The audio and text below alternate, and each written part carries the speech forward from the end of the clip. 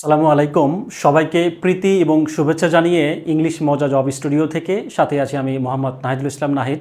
তো আশা করি আপনারা সবাই অনেক ভালো আছেন এবং সুস্থ আছেন।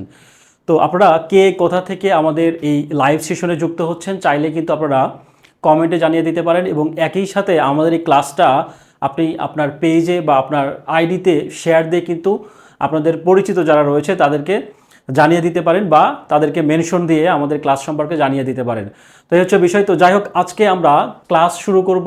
আমাদের যে আলোচ্য বিষয়, আজকের আলোচ্য বিষয় হচ্ছে আমাদের আধুনিক যুগ পর্ব 1। অর্থাৎ আমরা কিন্তু বলেছি যে সাহিত্যের উপরে টোটালি আমরা 5টা ক্লাস নিব।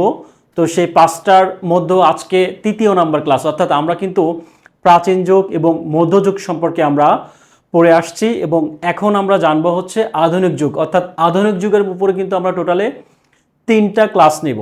আধুনিক যুগের উপরে টোটালে 3টা ক্লাস নিব। যদিও আধুনিক যুগ একটা বিশাল সিলেবাস, এটা আসলে 3টা ক্লাসে শেষ করা কোনোভাবেই পসিবল না। বাট আমরা যেহেতু এনটিআরসিকে কেন্দ্র করে আমাদের যে প্রস্তুতি, তো নিবন্ধনের জন্য আসলে যতটুকু পড়লেই না বা যতটুকু পড়লে আসলে আমাদের নিবন্ধনটা আসলে কভার করবে, ঠিক ততটুকু বিষয়গুলো নিয়ে আজকে আমরা আলোচনা করব আধুনিক যুগের পর্ব 1 নিয়ে। তো আপনারা অনেকেই সালাম জানিয়েছেন, আল আমিন সহ, আল মামুন খান এবং সোনালী খাতুন সহ অনেকেই সালাম জানিয়েছেন। ওয়ালাইকুম আসসালাম। জি, আল্লাহর রহমতে অনেক ভালো আছি এবং সুস্থ আছি। তো আমরা ক্লাস শুরু করব তার আগে আপনারা নিশ্চয় জানেন বইটা সম্পর্কে, আপনারা নিশ্চয়ই অবগত রয়েছেন। যারা বইটা কিনেছেন অলরেডি আপনারা পরীক্ষা দিচ্ছেন, বইটার সম্পর্কে জানছেন। আর যারা এখনও কিনেননি চাইলে আপনারা বইটা ক্রয়ের মাধ্যমে কিন্তু আপনারা ফ্রি পরীক্ষার যে আয়োজন সেখানে কিন্তু আপনারা চাইলেই অংশগ্রহণ করে পরীক্ষায় যুক্ত হতে পারেন। তো যাই হোক, আমরা কথা বাড়াবো না, জাস্ট ক্লাসে ফিরে যাব। সরাসরি আমরা চলে যাব আমাদের মূল স্লাইডে। অর্থাৎ আমরা কিন্তু বলেছি যে আমাদের যে রুটিনটা দেওয়া রয়েছে, সেই রুটিনে কিন্তু বলে দেওয়া রয়েছে যে আমরা টোটালে 24টা ক্লাস নিব। আমরা কিন্তু কি বলে, আমাদের যে ব্যাকরণ অংশ যে রয়েছে, ব্যাকরণ অংশটা কিন্তু আমরা শেষ করেছি। আজকে আমরা তৃতীয় দিনের মতো হাজির হয়েছি সাহিত্য ক্লাস নিয়ে। যদিও সাহিত্যর অংশটা আসলে হিউজ পরিমাণ, অনেক বিস্তৃত। আধুনিক যুগ সম্পর্কে বলতে গেলে আসলে শেষ হওয়ার মতো মানে প্রচুর সময় লাগবে। হ্যাঁ, তো এখন ব্যাপারগুলো হচ্ছে আমরা আসলে কোনগুলো পড়বো নিবন্ধনের জন্য, আসলে আমরা কোনগুলো পড়বো সেগুলো একটু আমরা খেয়াল করব। প্রথম কথা হচ্ছে আমি একটু খেয়াল করি আমাদের আধুনিক যুগের উপরে আমি আপনাদের জন্য বলা যায় যে সাজেশনমূলক যেই কবি বা সাহিত্যিক রয়েছে তাদের কিন্তু আমি নাম উল্লেখ করেছি। হ্যাঁ, আমি যেই স্লাইডে পড়াবো এই স্লাইডগুলো তো আপনারা পড়বেনই, পাশাপাশি চাইলে এই লেখক বা এই কবি সাহিত্যিকদের জীবনী সম্পর্কে বা তাদের বিস্তারিত কিন্তু আপনি যে কোনো চাইলে বই থেকেও পড়তে পারেন।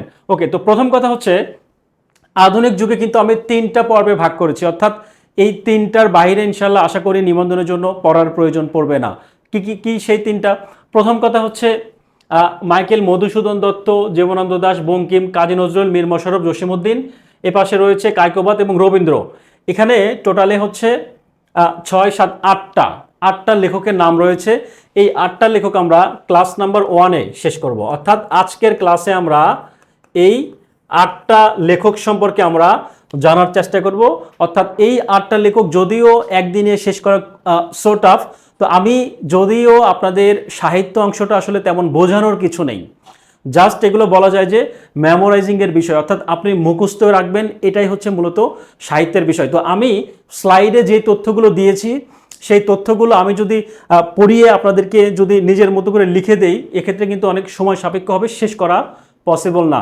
আর যেহেতু আমাদের 3টা ক্লাসের মধ্যে আমরা শেষ করব এরকম চিন্তাভাবনা রয়েছে, সুতরাং আমি যে স্লাইডে যে তথ্যগুলো দিয়েছি সেই তথ্যগুলো আপনারা পড়বেন এবং একই সাথে এর সাথে কি পড়বেন, 10তম থেকে শুরু করে একদম শেষতম বিসিএস সাহিত্য এবং ব্যাকরণ দুটাই। যেহেতু আমি সাহিত্য নিয়ে কথা বলছি, বিসিএস এর সকল প্রশ্ন, 2 নাম্বার হচ্ছে এনটিআরসি এর যে প্রশ্নগুলো রয়েছে বিগত সবগুলো, এবং 3 নাম্বার হচ্ছে প্রাইমারির যে প্রশ্নগুলো রয়েছে সবগুলো বিগত প্রশ্ন।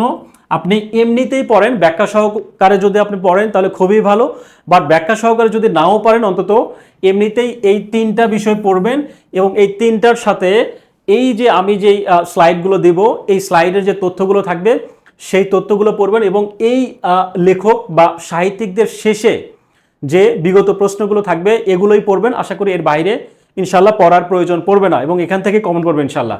তো যাই হোক, আমরা প্রথম ক্লাসে এই 8টা তথ্য অর্থাৎ আজকের ক্লাসে আমরা এই 8টা লেখক সম্পর্কে জানবো।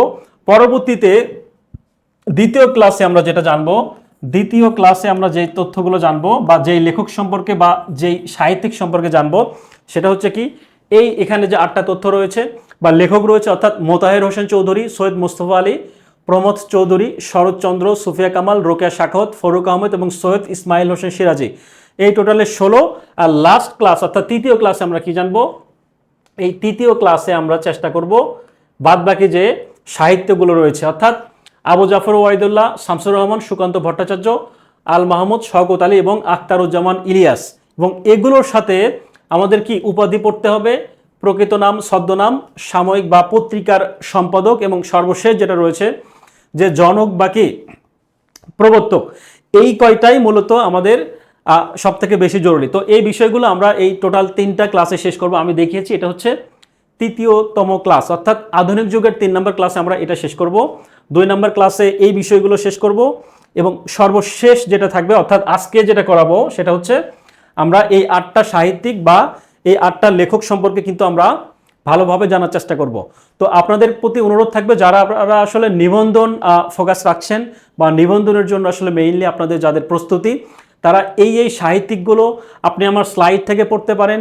আপনি যদি স্লাইড পড়েন আশা করি স্লাইডের বাইরে আর পড়তে হবে না, শুধু বিগত প্রশ্নগুলো পড়লেই হবে। হ্যাঁ, আর যদি মনে করেন যে আপনি যেহেতু আমাদের যদি মনে হয় যে আপনি বইটা ক্রয় করেননি, যদি বই ক্রয় করে না থাকেন তাহলে যেহেতু আপনি স্লাইড পাচ্ছেন না, তাহলে অবশ্যই এই সাহিত্যিক যেগুলো রয়েছে সেই সাহিত্যিক থেকে আপনার কাছে যেই সিরিজের বইটাই থাকবে সেই সিরিজের বই থেকে আপনি একটু বিস্তারিত পড়ে নেবেন। ঠিক আছে, আমার স্লাইড থেকেই পড়তে হবে ব্যাপারটা এরকম না। তবে যারা যুক্ত হয়েছেন তারা আপনারা চেষ্টা করুন যে আমার এই স্লাইড থেকে পড়ার জন্য, আর যারা যুক্ত হননি বা যারা আসলে বইটা কিনেননি তারা তো আসলে পিডিএফ পাবে না। আপনারা চাইলে এই সাজেশন অনুযায়ী আপনার কাছে যে বইটা থাকবে সেই বই থেকে কিন্তু প্রস্তুতি নিতে পারবেন। ওকে, তো আমরা শুরু করে দেব আজকে প্রথম ক্লাস অর্থাৎ সাহিত্যের যে প্রথম ক্লাস, যদিও 22তম ক্লাস আজকে, বাট সাহিত্যের যে প্রথম ক্লাস সেটা একটু আমরা খেয়াল করব। তো প্রথমে আমরা দেখছি হচ্ছে মাইকেল মধুসূদন দত্ত। এখন মাইকেল মধুসূদন দত্ত সম্পর্কে কিন্তু অনেক অনেক তথ্য রয়েছে। তো আমরা চেষ্টা করব যেই তথ্যগুলো আসলে বেশি গুরুত্বপূর্ণ সেগুলো একটু মনে রাখার। খেয়াল করি, মধুসূদন দত্ত কিন্তু আমরা জন্ম মৃত্যু কিন্তু নর্মালি জানি, বাট আরও কিছু একটা গুরুত্বপূর্ণ তথ্য খেয়াল করি। এখানে বলা হয়েছে কি যে বাংলা সাহিত্যের প্রথম বিদ্রোহী কবি। আমরা কিন্তু সবাই জানি যে বিদ্রোহী কবি কে, রাইট? আমরা কিন্তু জানি যে বিদ্রোহী কবি হচ্ছে কাজী নজরুল ইসলাম। কিন্তু আমরা এখানে একটা তথ্য জানলাম যে বাংলা সাহিত্যের প্রথম বিদ্রোহী কবি কে। তাহলে এই তথ্যটা খুবই গুরুত্বপূর্ণ। এই তথ্যটা একটু মাথায় রাখবো যে বাংলা সাহিত্যের প্রথম বিদ্রোহী কবি হচ্ছে মাইকেল মধুসূদন দত্ত। এবং তার ছদ্মনামের কথা যদি বলা হয়, তিনি কিন্তু একটা ছদ্মনামে লিখতেন। হিন্দু ক্রনিকল নামে একটা পত্রিকা ছিল, সেই পত্রিকাতেই কিন্তু তিনি এই ছদ্মনামটা ব্যবহার করতেন। কি সেটা? টিমোথি পেন পয়েম, এই ছদ্মনাম তিনি ব্যবহার করতেন। এবং এই ছদ্মনাম ব্যবহার করার মাধ্যমে কোথায় ব্যবহার করতেন? হিন্দু ক্রনিকল নামে একটা পত্রিকা ছিল, সেই পত্রিকায় মূলত এই ছদ্মনামে কবিতা লিখতেন। ওকে, তার জন্ম মৃত্যু সম্পর্কে আমরা জানলাম, তিনি কত জন্মগ্রহণ করেছেন। তিনি মাইকেল মধুসূদন দত্ত কিন্তু খুব একটা বেশি দিন জীবিত ছিলেন না। হ্যাঁ, খুব একটা বেশি জীবিত ছিলেন না, তিনি 45-50 বছরের মতো জীবিত ছিলেন। অর্থাৎ তিনি আমরা জন্ম মৃত্যু জানবো তার আগে একটু খেয়াল করি যে তিনি হচ্ছে কি করেছেন, 1873 সালে 29শে জুন কলকাতার মধুসূদন দত্ত কলকাতার আলিপুর জেনারেল হাসপাতালে মৃত্যুবরণ করেন। 1873 তিনি কি করেন? মৃত্যুবরণ করেন। এখন কথা হচ্ছে যে আমাদের মেইনলি যেগুলো দরকার, আমি এখানে কিছু তথ্য লিখে দিয়েছি। অর্থাৎ তিনি যখন মারা যান তার কবরে বা তার সমাধির উপরে কিন্তু একটা কবিতার লাইন রয়েছে। এই কবিতার লাইনটা আমরা একটু দেখতে পারি। দাঁড়াও পথিক বড়, জন্ম যদি তব বঙ্গে। আচ্ছা, এখানে কিছু তথ্য রয়েছে, যদিও আজকের স্লাইডগুলো অনেক বড়, তো এই বিষয়গুলো আসলে বোঝানোর মতো তেমন কিছু নেই। হ্যাঁ, আপনারা জাস্ট একটু এই স্লাইডগুলোর তথ্যগুলো একটু পড়বেন, ইম্পর্টেন্ট তথ্যগুলো একটু দাগিয়ে পড়বেন, দ্যাটস ইট। হ্যাঁ, আর আমি মূলত আপনাদেরকে এগুলো সাজেশনমূলক যে আমি সাহিত্যিকদের কথা বলেছি, সেই সাহিত্যিকগুলো আপনার কাছে যদি খুব বোরিং মনে হয় তাহলে আপনি কিন্তু আমার স্লাইডটাও পড়তে পারেন, অথবা আপনার কাছে যেই সিরিজের বই থাকুক না কেন যে কোনো সিরিজের বই থাকলেই সেই বই থেকে আমি প্রথম পেজে বা প্রথমেই যেই সাহিত্যিকদের নাম লিখেছি সেই সাহিত্যিক সম্পর্কে একটু বিস্তারিত জানবেন এবং অবশ্যই বিগত প্রশ্ন সহ জানবেন। ঠিক আছে, এটা আমার অনুরোধ থাকবে। যাক, আরও কিছু তথ্য দেওয়া রয়েছে, এখানে অনেকগুলো তথ্যই রয়েছে, আমরা এই তথ্যগুলো একটু ভেতর দিকে ঢুকবো। ঠিক আছে, আমরা খেয়াল করি যে উল্লেখযোগ্য সাহিত্যকর্মের কথা যদি বলা হয়, মাইকেল মধুসূদন দত্তের তো আসলে অনেকগুলো সাহিত্যকর্ম রয়েছে যেগুলো আসলে খুবই আসলে বলা যায় পরীক্ষার জন্য গুরুত্বপূর্ণ। এখন যেই তথ্যগুলো বা যেই সাহিত্যকর্মগুলো তো মূলত আমরা নিবন্ধনের জন্য একটু পড়বো, সেটা একটু খেয়াল করি, খুব কম তথ্য একটু দেখব। সাহিত্যকর্ম কি রয়েছে? নাটকের কথা যদি বলা হয় কি কি রয়েছে? শর্মিষ্ঠা, তারপর হচ্ছে কি পদ্মাবতী, কৃষ্ণ কুমারী, তাই না, মায়াকানন, এগুলো হচ্ছে কিন্তু খুবই গুরুত্বপূর্ণ। আমরা জানি কৃষ্ণকুমারী তার হচ্ছে কি গুরুত্বপূর্ণ একটা নাটক। আচ্ছা, প্রহসনের কথা যদি বলা হয় কি একেই কি বলে সভ্যতা এবং কি বুড়ো শালিকের ঘাড়েরও, তো এই প্রহসন সম্পর্কে কিন্তু আমরা প্রায়ই পরীক্ষায় আসতে দেখি। তার কাব্যগ্রন্থের কথা যদি বলা হয় তিলোত্তম সম্ভব কাব্য, তারপর কি এই যে মেঘনাদ বধ কাব্য খুব গুরুত্বপূর্ণ, তারপর কি রয়েছে ব্রজঙ্গনা কাব্য, তারপরে এই চতুর্দশপদী যে কবিতাবলী রয়েছে, তারপর কি হেক্টর বধ, এই তথ্যগুলো মোটামুটি আপনার বইতেও কিন্তু রয়েছে, সব বই বলা যায় যে রয়েছে। তবে আপনি চাইলে বইয়ে দাগিয়ে নিতে পারেন বা অন্তত নিবন্ধনের জন্য এত হিউজ পরিমাণ বিস্তারিত না পড়লে হয়। মোটামুটি এখানে কিছু গুরুত্বপূর্ণ তথ্য আমরা রেখেছি, এগুলো একটু দেখব। আচ্ছা, খেয়াল করি কবি সম্পর্কিত আরও কিছু গুরুত্বপূর্ণ তথ্য। এখন আমরা জানি যে কি আধুনিক বাংলা সাহিত্যের জনকের কথা যদি বলা হয়, আধুনিক বাংলা সাহিত্যের কবিতার বা আধুনিক বাংলা কবিতার জনক হচ্ছে মাইকেল মধুসূদন দত্ত, এবং তিনি বাংলা সাহিত্যের প্রথম বিদ্রোহী কবি। খুবই গুরুত্বপূর্ণ একটা তথ্য। আমরা নর্মালি পরীক্ষায় আসলে হয়তো বা বিদ্রোহী কবিতার মাথায় আসলে কিন্তু আমরা কাজী নজরুল ছাড়া আসলে মাথায় চিন্তাও করি না, তো এটা কিন্তু একটা গুরুত্বপূর্ণ তথ্য বলা যায়। এটা কিন্তু একটা গুরুত্বপূর্ণ তথ্য। ঠিক আছে, বাংলা সাহিত্যের প্রথম বিদ্রোহী কবি ছিলেন কে? মাইকেল মধুসূদন দত্ত। ওকে, তো তারপরে আমরা একটু খেয়াল করি মাইকেল মধুসূদন দত্ত কিন্তু অমিত্রাক্ষর ছন্দেরও জনক। তিনি কোন ছন্দের জনক ছিলেন? অমিত্রাক্ষর ছন্দেরও জনক ছিলেন। তারপর কি রয়েছে? বাংলা সনেট বা চতুর্দশপদী কবিতার জনক। তারপর কি রয়েছে? বাংলা সাহিত্যের একমাত্র সার্থক মহাকাব্য রচয়িতা। তো এই যে তথ্যগুলো রয়েছে, এই তথ্যগুলো কিন্তু পরীক্ষার জন্য অনেক গুরুত্বপূর্ণ। তারপরে যদি বলা হয় এই লাইনটা খুবই গুরুত্বপূর্ণ, একটু মাথায় রাখি, এই যে লাইনটা রয়েছে এই লাইন সম্পর্কে কয়েকটা তথ্য রয়েছে। কিরকম? আধুনিক বাংলা নাটকের পথিকৃত, একটা হচ্ছে কি পথিকৃত মাইকেল মধুসূদন দত্ত, কিন্তু বাংলা নাটকের জনক যদি বলা হয় সেক্ষেত্রে কিন্তু আবার দীনবন্ধু মিত্র। এগুলো একটু আমরা মাথায় রাখবো, কনফিউশন যেন না হয়, একটু খেয়াল করব। তারপর কি বাংলা সাহিত্যের প্রথম সার্থক নাটক এবং প্রহসন রচয়িতা হচ্ছে কে? মাইকেল মধুসূদন দত্ত। এবং মাইকেল মধুসূদন দত্ত রচিত শর্মিষ্ঠা নাটক বাংলা সাহিত্যের প্রথম সার্থক নাটক। এবং পরবর্তী তথ্য রয়েছে কি বাংলা সাহিত্যের প্রথম মৌলিক নাটক হচ্ছে কি তারাচরণ শিকদারের রচিত হচ্ছে ভদ্রাজন। এটাও কিন্তু অনেক গুরুত্বপূর্ণ। অর্থাৎ এই লাইনটা থেকে কিন্তু সবগুলো তথ্যই পরীক্ষায় আসলে আসার মতো। এবং বাংলা গদ্যের পথিকৃত বলা হয় কাকে? উইলিয়াম কেরিকে। এবং বাংলা গদ্যর জনক হচ্ছে ঈশ্বরচন্দ্র বিদ্যাসাগর। অর্থাৎ এই লাইনটা এতটাই গুরুত্বপূর্ণ যে যতগুলো তথ্য রয়েছে সবগুলো তথ্যই কিন্তু খুবই গুরুত্বপূর্ণ, কোনো না কোনো পরীক্ষাতে আসছে বা সামনেতেও কিন্তু আসবে। ওকে, তো পরবর্তীতে একটু খেয়াল করি হিন্দু কলেজে যখন অধ্যয়ন করতেন তখন কি ইংরেজি সাহিত্যের প্রতি অনুরাগী হয়ে 1843 খ্রিস্টাব্দে কি হয়? 9 ফেব্রুয়ারি খ্রিস্টান ধর্ম কিন্তু গ্রহণ করেন, অর্থাৎ খ্রিস্টান ধর্ম গ্রহণ করেছিলেন তিনি। তারপর দীনবন্ধু মিত্র রচিত হচ্ছে নীলনদ নাটকের ইংরেজি অনুবাদ করেন কিন্তু এই নামে, তাই না? তো এই নামটা কিন্তু আসে, হ্যাঁ, ইন্ডিগো প্লান্টিং মিরর শিরোনামে কিন্তু তিনি কি করেছিলেন 1861 সালে কিন্তু এটা কি করেছিলেন? অনুবাদ করেছিলেন, ইংরেজি অনুবাদ করেছিলেন। ওকে, তো পরবর্তীতে একটু খেয়াল করি মাইকেল মধুসূদন দত্তের সনেট এবং অমিত্রাক্ষর ছন্দের প্রবর্তক, যেগুলো আমরা কি একটু আগে জেনেছি। হ্যাঁ, তো এই তথ্যগুলো খুবই গুরুত্বপূর্ণ। তারপর আরো একটা তথ্য রয়েছে যে বিখ্যাত কবিতা হচ্ছে কি বঙ্গভাষা। এটা কিন্তু তার প্রথম সনেট। হ্যাঁ, এটা হচ্ছে তার প্রথম লেখা সনেট এবং বাংলা সাহিত্যেরও কিন্তু কি প্রথম সনেট। এবং এই সনেটটি কিন্তু অক্ষরবৃত্ত ছন্দের রচিত। আর প্রথম কবিতাটির নাম ছিল হচ্ছে কবি মাতৃভাষা। যাই হোক, এখানে অনেকগুলোই তথ্য রয়েছে। এই তথ্যগুলো আপনি একটু রিডিং করবেন বারবার। ঠিক আছে, আপনি একটু বারবার রিডিং করার চেষ্টা করবেন, কিংবা আপনি চাইলে আপনার কাছে যে বইটা আছে সেই বইটা থেকেই পড়তে পারেন। আর এই যে স্লাইডে তথ্যগুলো রয়েছে, যেই তথ্যগুলো আপনার বইয়ে নেই, চাইলে আপনি সেই তথ্যগুলো এখান থেকে নিয়ে আপনি আপনার বইয়ের সাথে একটু লিখে রাখতে পারেন, ছোট্ট একটা কাগজে করে একটা আঠা দিয়ে আপনার বইয়ের পেজের সাথে অ্যাড করতে পারেন। হ্যাঁ, এটা চাইলে আপনি করতে পারেন, কারণ অনেক তথ্যই রয়েছে যেই তথ্যটা আসলে আপনার বইয়ে হয়তো বা নেই। এরকম যদি হয়ে থাকে তাহলে এই তথ্যটা আপনি নোট ডাউন করে খাতায় একটু লিখে রাখতে পারেন, অথবা বইয়ের পাশে লিখে রাখতে পারেন। ওকে, পরবর্তীতে খেয়াল করি, এখানে অনেকগুলো তথ্য রয়েছে, ঠিক আছে? এখানে এতগুলো তথ্য রয়েছে, এগুলো যদি আমি রিডিংও পড়তে যাই আসলে অনেক সময় লেগে যাবে, ঠিক আছে? আমরা কিন্তু শেষ করতে পারবো না। আর এগুলো আসলে তেমন বোঝানোর কিচ্ছু নেই, জাস্ট একটু কি আপনারা রিডিং পড়বেন, একটু মনে রাখার চেষ্টা করবেন, ঠিক আছে? নিবন্ধন পরীক্ষার জন্য সাহিত্য অংশ খুব বেশি আহামরি প্রশ্ন কঠিন হয় না। এনটিআরসি এর জন্য যে প্রশ্নগুলো নর্মালি হয় এগুলো অতটা কঠিন দেয় না।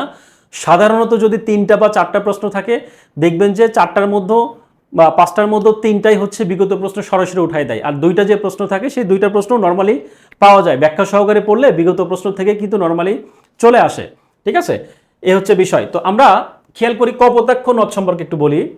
এটা কিন্তু এই কবিতাটা হচ্ছে চতুর্দশপদী কবিতাবলী কাব্যগ্রন্থের অন্তর্গত, এবং কপোতাক্ষ নদ কবিতাটি হচ্ছে কি, একটা হচ্ছে সনেট, আর শর্মিষ্ঠা হচ্ছে পাশ্চাত্য শৈলীতে রচিত পৌরাণিক নাটক, বাংলা ভাষার মৌলিক নাটক। এগুলো কিন্তু গুরুত্বপূর্ণ তথ্য। হ্যাঁ, এই তথ্যগুলো অনেক গুরুত্বপূর্ণ, পরীক্ষার জন্য গুরুত্বপূর্ণ। আর আরেকটা বিষয় আপনারা হয়তো বা মনে করতে পারেন, যেহেতু নিবন্ধনে খুব বেশি প্রশ্ন কিন্তু সাহিত্য থেকে আসে না, এটা সত্য কথা। কিন্তু আপনি কিন্তু শুধু যে নিবন্ধনকে ফোকাস রাখবেন ব্যাপারটা তা না, আপনি কিন্তু প্রাইমারিতে পরীক্ষা দিবেন, আপনি কিন্তু বিসিএসে পরীক্ষা দিবেন, আপনি কিন্তু আরও যে নন ক্যাডার টাইপ যে পরীক্ষাগুলো রয়েছে 11 থেকে বিভিন্ন যে গ্রেডের সবগুলো পরীক্ষার জন্য কিন্তু এই তথ্যগুলো গুরুত্বপূর্ণ। হ্যাঁ, নিবন্ধনের জন্য হয়তো বা আপনি এত হিউজ পরিমাণ না পড়লেও চলবে, বাট আপনার কিন্তু অন্যান্য পরীক্ষার জন্য এই তথ্যগুলো খুবই গুরুত্বপূর্ণ। ওকে, এই তথ্যটা একটু খেয়াল করি যে বাংলা সাহিত্যের প্রথম সার্থক ট্র্যাজেডি নাটক হচ্ছে কোনটি? কৃষ্ণকুমারী। এটা খুবই গুরুত্বপূর্ণ একটা তথ্য। এটা 1860 সালে রচিত হয়, কিন্তু প্রকাশিত হয়েছিল ঠিক তার 1 বছর পরে, অর্থাৎ 1861 সালে। তার পরবর্তী তথ্য কি রয়েছে? পদ্মাবতী, এটা একটা কি নাটকের নাম। তো প্রথম অমিতাক্ষর ছন্দের প্রয়োগ ঘটান, এবং এই ছন্দের সার্থক প্রয়োগ ঘটানো হচ্ছে কি তিলোত্তম সম্ভব কাব্যে। যাই হোক, তারপর কি রয়েছে? মায়াকারণ। মায়াকারণ হচ্ছে মধুসূদন দত্তের সর্বশেষ এবং ট্র্যাজেডি নাটক। হ্যাঁ, এবং এই নাটকটি কিন্তু মৃত্যুসজ্জায় শুয়ে বেঙ্গল থিয়েটারের কি কর্ণধার কে ছিলেন? শরৎচন্দ্র ঘোষের অনুরোধে তিনি এই নাটকটি রচনা শুরু করলেও শেষ করার আগেই তিনি মৃত্যুবরণ করেন, এবং নাটকটির বাকি অংশ রচনা করেন হচ্ছে কি ভুবনচন্দ্র মুখোপাধ্যায়। এই তথ্যটা আমরা একটু মনে রাখবো, ঠিক আছে? এই নাটকটি রচনা করেন শেষের দিকে হচ্ছে ভুবনচন্দ্র মুখোপাধ্যায়। বাংলা সাহিত্যের প্রথম সার্থক ট্র্যাজেডি নাটক হচ্ছে কৃষ্ণকুমারী। তথ্যটা খুব গুরুত্বপূর্ণ। ওকে, পরবর্তীতে খেয়াল করি বাংলা সাহিত্যের প্রথম পত্রকাব্য। বাংলা সাহিত্যের প্রথম পত্রকাব্য হচ্ছে কোনটি? বীরাঙ্গনা, তাই না? বীরাঙ্গনা। তো এখানে 11টি পত্র কবিতা স্থান পেয়েছে, এই তথ্যটাও কিন্তু পরীক্ষায় আসার মতো। তারপর কি রয়েছে? চতুর্দশপদী কবিতা বলি। ইতালীয় কবি পেত্রাকের অনুকরণে কিন্তু বাংলায় সনেট লিখে প্যারিসের ভার্সায়ে অবস্থানকালে কিন্তু এটা এত সালে, অর্থাৎ 1866 সালে কি হয়? প্রকাশিত হয়, এবং মোট কবিতা আছে হচ্ছে এখানে 102টি। তো উল্লেখযোগ্য কবিতা যেগুলো রয়েছে বা উল্লেখযোগ্য সনেট সেগুলো কিন্তু আমরা দেখতে পাচ্ছি। আর আরেকটা তথ্য হচ্ছে কি বাংলা সাহিত্যের প্রথম সার্থক কমেডি নাটক হচ্ছে কি পদ্মাবতী। আর কৃষ্ণকুমারী হচ্ছে মাইকেলের শ্রেষ্ঠ নাটক, যা বাংলায় হচ্ছে কি বাংলায় কিন্তু সাহিত্যের প্রথম সার্থক ট্র্যাজেডি নাটক। এখন কথা হচ্ছে কৃষ্ণকুমারী, এই তথ্যগুলো, কৃষ্ণকুমারী মাইকেলের শ্রেষ্ঠ নাটক, তাই না, যা বাংলা সাহিত্যেরও কিন্তু প্রথম সার্থক ট্র্যাজেডি নাটক। এই সবগুলো তথ্যই হচ্ছে অনেক অনেক গুরুত্বপূর্ণ। এখন কথা হচ্ছে যে আমি যে আপনাকে এগুলো দাগায় দিচ্ছি, এই দাগানোগুলো কিন্তু আপনি চাইলে আপনার বই থেকে কিন্তু পড়তে পারেন তো বটেই, কিন্তু দেখা যাচ্ছে কি অনেক বইয়ে আপনারা অনেক সময় যেটা হয় যে খুব বেশি প্রস্তুতি নিতে চান। অনেক যেটা হয় যে একটা সিরিজের বই কাছে আসে, বাট অন্য একজন বড় ভাই বা একজন টিচার সাজেস্ট করলো যে আরও একটা বই লাগবে, ওই বইটা বেশি ভালো, তখন কি করেন? আপনারা অন্য একটা বই পড়েন। এভাবে দেখা যায় যে 3-4টা টেবিলের উপরে বই থাকে, দিন শেষে পড়া কিন্তু একটাও হয় না, কোনো বই থেকেই পড়া হয় না। তো সুতরাং আপনি যে বইটাই পড়ুন না কেন, বাজারের বাংলাদেশে যে কোনো এক সিরিজ, আপনি যদি সব থেকে লো ক্লাস প্রকাশনের বই যদি পড়েন, কিন্তু সেই বইটা যদি বারবার পড়েন, মিনিমাম 10 বার আপনি রিভিশন দেন, দেখবেন যে আপনি বাংলায় অন্তত কোনো জায়গায় আপনি ঠেকবেন না, প্রিলিমিনারি আপনি অবশ্যই কোয়ালিফাই করবেন। সুতরাং আপনার বই নিয়ে টেনশন করার দরকার নাই, ঠিক আছে? যে কোনো একটা সিরিজের বই আপনি ভালোভাবে পড়েন, 10টা বই পড়ার থেকে আপনি একটা বই 10 বার পড়েন, 10টা বই 10 বার পড়ার থেকে একটা বই 10 বার পড়েন। হ্যাঁ, তবে আপনি এইটা করতে পারেন যে আপনি সাপোজ মাইকেল মধুসূদন দত্ত পড়তেছেন, আপনার কাছে একটা বই রয়েছে, সাপোজ ধরুন যে কোনো একটা সিরিজের আপনার কাছে বই রয়েছে, এখন এই অন্য যদি তথ্য অন্য ধরেন 3টা সিরিজের বই আপনার কাছে আছে, আপনি কি করবেন, যে কোনো একটা বই ভালোভাবে পড়বেন, পড়ার পরে অন্য বই থেকে আপনি রিভিশন দিবেন, দেখবেন যে আপনি 80-90% বা 95% তথ্যগুলো কিন্তু সেম, একই রকম। আর যে 5% যে তথ্য থাকবে, আপনি যদি বেশি পড়তে চান সেক্ষেত্রে ওই 5% তথ্যটা আপনি কি করবেন, খাতায় একটু টুকে নেবেন, নিয়ে ওই এক জায়গায় বইটা করবেন, করে আপনি দেখবেন রিভিশনের ক্ষেত্রে তখন আপনার পরবর্তীতে অনেক সুবিধা হবে। তবে আমার পরামর্শ হচ্ছে এত চাপ নেওয়ার দরকার নেই, জাস্ট একটা বই পড়েন, ভালোভাবে পড়েন। এটা শুধু নিবন্ধনের জন্য না, আপনি বিসিএসও আপনি আটকাতে পারবেন আপনাকে, যদি আপনি একটা বই বারবার ভালোভাবে শেষ করেন। এ হচ্ছে বিষয়। ওকে, তো পরবর্তী তথ্য একটু খেয়াল করি যে মাইকেল মধুসূদন দত্ত রচিত প্রথম যেগুলো রয়েছে, অর্থাৎ কি কি রয়েছে, তার প্রথম প্রকাশিত গ্রন্থ বা কাব্যগ্রন্থের মধ্যে রয়েছে হচ্ছে কি ক্যাপটিভ লেডি, যেটা আসলে ইংরেজি ভাষায় রচনা করা হয়েছে। পরবর্তীতে তার প্রথম সনেট কবিতা হচ্ছে কি বঙ্গভাষা, প্রথম নাটক হচ্ছে শর্মিষ্ঠা, যেটা অসমাপ্ত নাটক, এটা কি অসমাপ্ত নাটক হচ্ছে মায়া কানন। আর প্রথম গীতি কবিতা হচ্ছে কি আত্মবিলাপ। বিখ্যাত উক্তির মধ্যে রয়েছে কি হে বঙ্গ ভাণ্ডারে তব বিভিত রতন, আমরা পড়ে আসছি না?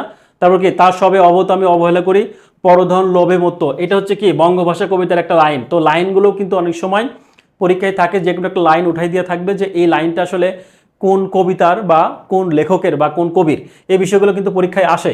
তারপর কি জন্মিলে মরিতে হবে, অমর কে কথা কবে, চিরস্থির কবে নির, এই বিষয়গুলো আমরা জানবো কি বঙ্গভূমির প্রতি থেকে। আচ্ছা, তারপর সতত হে নদ, লিখি কপোতাক্ষ নদের একটা লাইন।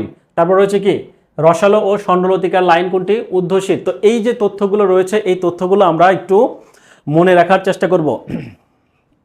এখন এই মধুসূদন দত্তর আরও কিছু তথ্য দেখি, যদি বলি যে মাইকেল মধুসূদন দত্তের কিছু গ্রন্থ রয়েছে বা তার কিছু লেখনী রয়েছে, যে লেখনীগুলো তিনি আসলে বিভিন্ন সাহিত্যিক কবি বা বিভিন্ন বরেণ্য ব্যক্তিদের উৎসর্গ করেছিলেন। এরকম কিছু বইয়ের গুরুত্বপূর্ণ বই সম্পর্কে জানবো, সেটা হচ্ছে কি বা গুরুত্বপূর্ণ লেখনী, অর্থাৎ তার গ্রন্থ হচ্ছে কি শর্মিষ্ঠা। এটা কি ছিল, এটা কিন্তু একটা নাটকের নাম, রাইট? এই নাটকটি কে লিখেছেন, মাইকেল মধুসূদন দত্ত, আমরা জানি। তো উৎসর্গ করেছেন কাকে, উৎসর্গ করেছেন হচ্ছে মহাকবি কালিদাসকে। তার পরবর্তীতে হচ্ছে কি তিলোত্তমা সম্ভব, এটা কিন্তু একটা মাইকেল মধুসূদনের কাব্য, এবং উৎসর্গ করেছেন যতীন্দ্র মোহন ঠাকুরকে। তারপর বীরঙ্গনা, এটা কি একটা পত্রকাব্য, উৎসর্গ করেছেন ঈশ্বরচন্দ্র বিদ্যাসাগরকে। এবং সর্বশেষ যেটা কি হেক্টর বধ, এটা উৎসর্গ করেছেন কাকে, এটা হচ্ছে কি গদ্য কাব্য, এবং উৎসর্গ করেছেন ভূদেব মুখোপাধ্যায়কে উৎসর্গ করেছে। তো এই তথ্যগুলো কিন্তু খুবই গুরুত্বপূর্ণ। হ্যাঁ, এগুলো তথ্য ভেরি ইম্পর্টেন্ট, পরীক্ষার জন্য আসবেই, বলা যায় যে এগুলো খুবই গুরুত্বপূর্ণ এবং আসেই নর্মালি পরীক্ষায়, বিশেষ করে এই এনটিএসসি যে টাইপ যে পরীক্ষাগুলো রয়েছে এগুলোর জন্য কিন্তু গুরুত্বপূর্ণ। হাই স্কুল, স্কুল এবং কলেজ সব ক্ষেত্রে কিন্তু এই বিষয়গুলো গুরুত্বপূর্ণ। আচ্ছা, একজন বই সম্পর্কে জিজ্ঞাসা করেছেন, আসলে যে কোনো বই, আমি তো আপনাকে বলেছি যে আপনি যদি বাজারের বেছে সব থেকে লো ক্যাটাগরির যদি বই পড়েন এবং ওইটা যদি আপনি 10 বার ভালোভাবে শেষ করতে পারেন, যে ওখান থেকে যে কোনো তথ্য থাকলে আপনি ভুল করবেন না, এরকম যদি আপনার কনফিডেন্স থাকে, আমি আপনাকে লিখে দেবো, আপনাকে কোনো পরীক্ষায় বাংলাদেশে আটকাতে পারবে না। সুতরাং বই নিয়ে আপাতত প্রেশার না নিন, আপনার কাছে যেই বইটাই আছে সেই বইটাই 10 বার না, আপনি প্রয়োজনে একদম পড়তে একদম তুলোধনা করে দেন, ঠিক আছে? বারবার রিভিশন দেন। আপনি 10 জনের কথা শুনে 10টা বই পড়বেন, দিন শেষে কিন্তু 10টা বই কিনবেন, আপনার টেবিলে 10 রকমের বই থাকবে, বাট পড়া কিন্তু আপনার একটাও হবে না, ঠিক আছে? আপনি পড়বেন, যে কোনো একটা ভালোভাবে পড়বেন, দেখবেন যে ওই একই তথ্যই বিভিন্ন বইগুলোতে দেওয়া রয়েছে, ঠিক আছে? সচরাচর ঘুরে ফিরে একই তথ্য রয়েছে, কিছু তথ্য হয়তো বা ব্যতিক্রম, যে তথ্যগুলো আপনার কাছে অতিরিক্ত বা ইম্পর্টেন্ট মনে হলে আপনি ওখান থেকে একটু নোট ডাউন করে এক জায়গায় করবেন, যে কোনো একটা বই পড়বেন, এবং অন্যান্য বই থেকে যদি তথ্যর প্রয়োজন পড়ে সেক্ষেত্রে আপনি খাতায় অথবা ছোট্ট করে একটু লিখে রাখবেন, ওই তথ্যগুলো এক জায়গায় করবেন, যাতে করে পরীক্ষার পূর্ব রাত্রে বা পরীক্ষার শুরুর থেকে পরীক্ষার হচ্ছে কি শেষের দিকে গিয়ে আপনাদের রিভিশন দিতে সমস্যা না হয়, খুঁজতে সমস্যা না হয়, ঠিক আছে? এ হচ্ছে বিষয়। তো এখন আমরা যে এই যে পড়লাম মাইকেল মধুসূদন দত্ত সম্পর্কে আমরা মোটামুটি জানি বা জানলাম, যতটুকু জানলাম, তো এটার উপরে আমরা জাস্ট 2 থেকে 3টা প্রশ্ন নিয়েছি। এই প্রশ্নগুলো একটু দেখবো যে আমরা কেমন মনে রাখতে পেরেছি বা আমরা কেমন আসলে জানি। একটু খেয়াল করি যে একেই কি বলে সভ্যতা, এটা আসলে মাইকেল মধুসূদন দত্তের কি জাতীয় রচনা। হ্যাঁ, আমরা কিন্তু প্রশ্ন বিভিন্ন ধরনের হইতে পারে, হ্যাঁ, প্রশ্ন কিন্তু বিভিন্ন প্যাটার্নের হইতে পারে। প্রথম প্যাটার্ন হচ্ছে একেই কি বলে সভ্যতা, এইটা কি জাতীয় রচনা, অথবা এটাও থাকতে পারে যে একে কি বলে সভ্যতা, এটা আসলে কোন লেখকের কি লেখনী বা কোন লেখকের প্রহসন, এভাবেও কিন্তু থাকতে পারে। আমরা জানি কি একটু আগে জিনিস কি মাইকেল মধুসূদন দত্তের একে কি বলে সভ্যতা, তারপর কি বুড়ো শালিকের ঘাড়েরও, তো এগুলো হচ্ছে কি তার প্রহসনের নাম। তার মানে আমরা জানলাম এটা হচ্ছে মাইকেল মধুসূদন দত্তের একটা প্রহসন। নেক্সট প্রশ্ন একটু খেয়াল করি, বাংলা সাহিত্যের প্রথম সার্থক ট্র্যাজেডি নাটক কোনটি? প্রথম সার্থক ট্র্যাজেডি নাটক কোনটি? হ্যাঁ, বা বাংলা সাহিত্যের প্রথম সার্থক ট্র্যাজেডি নাটকের যিনি লেখক তার নাম কি? এটা যদি বলে আমরা তো জানলাম, যেহেতু সবগুলো প্রশ্ন আমরা এখন মধুসূদন থেকেই নেওয়া, এই হিসেবে কিন্তু এটা আমাদের সমস্যা না। অর্থাৎ এটা হচ্ছে অ্যান্সার কি, বাংলা সাহিত্যের প্রথম সার্থক ট্র্যাজেডি নাটক আমরা জানলাম, একটু আগে পড়লাম কৃষ্ণ কুমারী। তার পরবর্তীতে রয়েছে কি বঙ্গভাষা কবিতার রচয়িতাকে? হ্যাঁ, যেহেতু আমরা মাইকেল মধুসূদনই পড়াচ্ছি, এখন স্বাভাবিকভাবে মধুসূদন থেকে প্রশ্ন আসবে, বাহির তো আসবে না। হ্যাঁ, সুতরাং আমরা জানি বা না যে মধুসূদন দত্ত, বাট এইভাবে কিন্তু পড়লে আমাদের হবে না। কেন? কারণ আমরা যখন পরীক্ষা দিব তখন কিন্তু সবগুলো সাহিত্যিক মিলে আমাদের মনে রাখতে হবে, ঠিক আছে?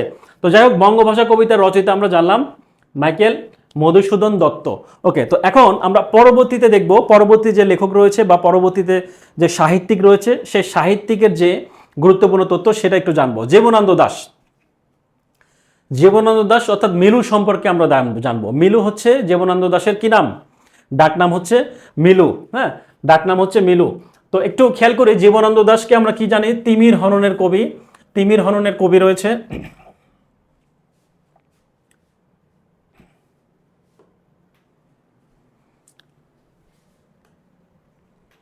জীবনানন্দ দাশ হচ্ছে কি তিমির হননের কবি। তারপর কি রয়েছে? নির্জনতার কবি। হ্যাঁ, নির্জনতার কবি। তারপর রূপসী বাংলার কবি। তো ডাকনাম হচ্ছে কি? ডাকনাম হচ্ছে মিলু। তো এই যে পরীক্ষায় কিন্তু আমরা জানি তিমির হননের কবিকে, নির্জনতার কবিকে, এই সম্পর্কে কিন্তু আমরা পরীক্ষায় আসতে দেখি। জন্ম মৃত্যু সম্পর্কে আমরা একটু দেখবো, জাস্ট এইদিকে যাচ্ছে না। তিনি আসলে কিভাবে মৃত্যুবরণ করেন? 1954 সালে ট্রাম দুর্ঘটনায় কিন্তু তিনি মারা যান। তার শিক্ষা জীবন আমরা একটু দেখে নেব। তো এই বিষয়গুলো আমরা দেখছি না, আমরা ভেতরে ঢুকবো। অর্থাৎ তার আরও কিছু তথ্য রয়েছে যে কি তিনি আসলে কর্মজীবনে কি করেছেন, বা তিনি আসলে প্রেসিডেন্ট কলেজ থেকে তার পড়াশোনার যে বিষয়, শিক্ষা জীবন, এই বিষয়গুলো কিন্তু এখানে রয়েছে। আমরা একটু জাস্ট পরবর্তীতে রিডিং করে নেব। এখন উল্লেখযোগ্য সাহিত্যকর্ম একটু খেয়াল করি। তার যে গুরুত্বপূর্ণ সাহিত্যকর্মগুলো রয়েছে সেগুলোর মধ্যে কাব্যগ্রন্থের কথা যদি বলি, ঝরা পালক খুব গুরুত্বপূর্ণ। তারপর কি ধূসর পাণ্ডুলিপি খুবই গুরুত্বপূর্ণ। তারপর হচ্ছে কি বনলতা সেন, রূপসী বাংলা। তারপর হচ্ছে কি মহাপৃথিবী, 7টি তারার তিমির। তারপর বেলা অবেলা কালবেলা, এই সবগুলো হচ্ছে কি, এই সবগুলো হচ্ছে কিন্তু তার খুবই, জীবনানন্দ দাশের খুবই গুরুত্বপূর্ণ, খুবই গুরুত্বপূর্ণ কিন্তু কাব্যগ্রন্থ।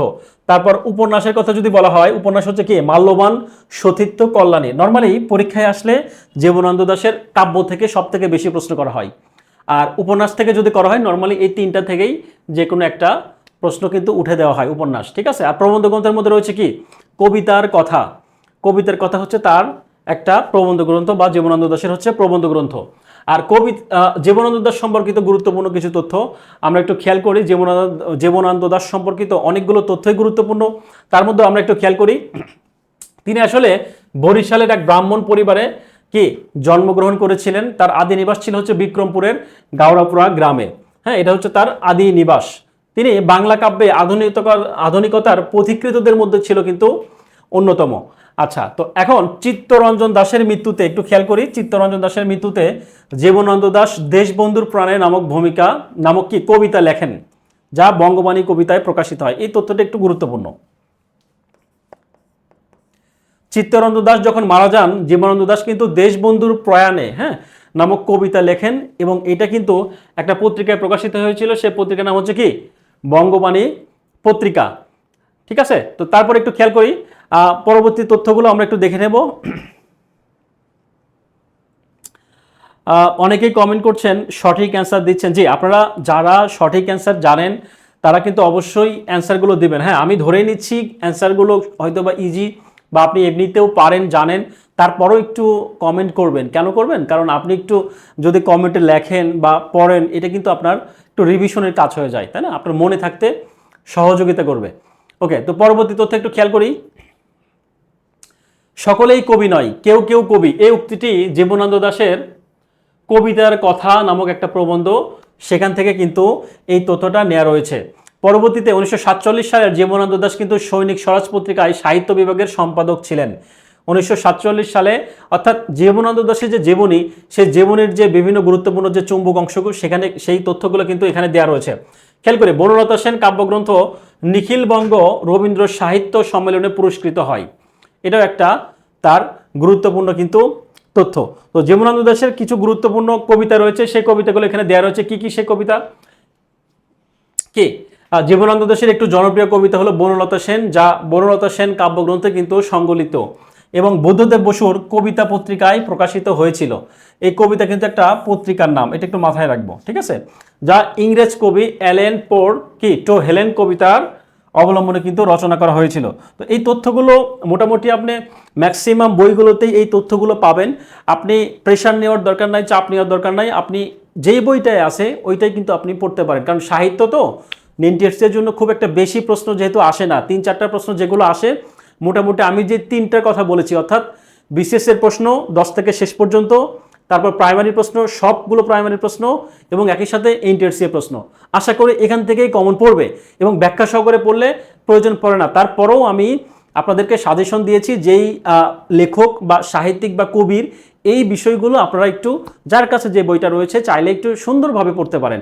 আর যদি মনে করেন আমার একটু বেশি তথ্যর দরকার, সেক্ষেত্রে আপনি আমার তথ্যগুলো আপনি আপনার বইয়ের সাথে তথ্যগুলো অ্যাড করে নিতে পারেন, ঠিক আছে? বইয়ের সাথে নতুন যদি কোনো তথ্য আপনার এখানে পান, সেই তথ্যটা আপনি একটু খাতায় নোট ডাউন করে নেবেন। যাই হোক, আমরা খেয়াল করি রূপসী বাংলার কবি, বা এই যে তাকে যে এই কবি বলা হয় রূপসী বাংলার কবি ধূসরতার, হ্যাঁ, এইগুলো কিন্তু গুরুত্বপূর্ণ পরীক্ষার জন্য। একটু খেয়াল করি, রবীন্দ্রনাথ ঠাকুর তার ধূসর পাণ্ডুলিপির কবিতা পাঠ করে বলেছেন চিত্ররূপময় কবিতা। আর বুদ্ধদেব বসু জীবনানন্দ দাশকে নির্জনতম কবি বলেছেন। হ্যাঁ, এই তথ্যটা আমরা মাথায় রাখবো। বুদ্ধদেব বসু নির্জনতম কবি, কে আখ্যা দিয়েছেন? এটার আনসার হচ্ছে বুদ্ধদেব বসু। বুদ্ধদেব বসু কিন্তু জীবনানন্দ দাশকে নির্জনতম কবি বলেছেন, আর অন্নদাশঙ্কর রায় শুদ্ধতম কবি বলে আখ্যায়িত করেছেন।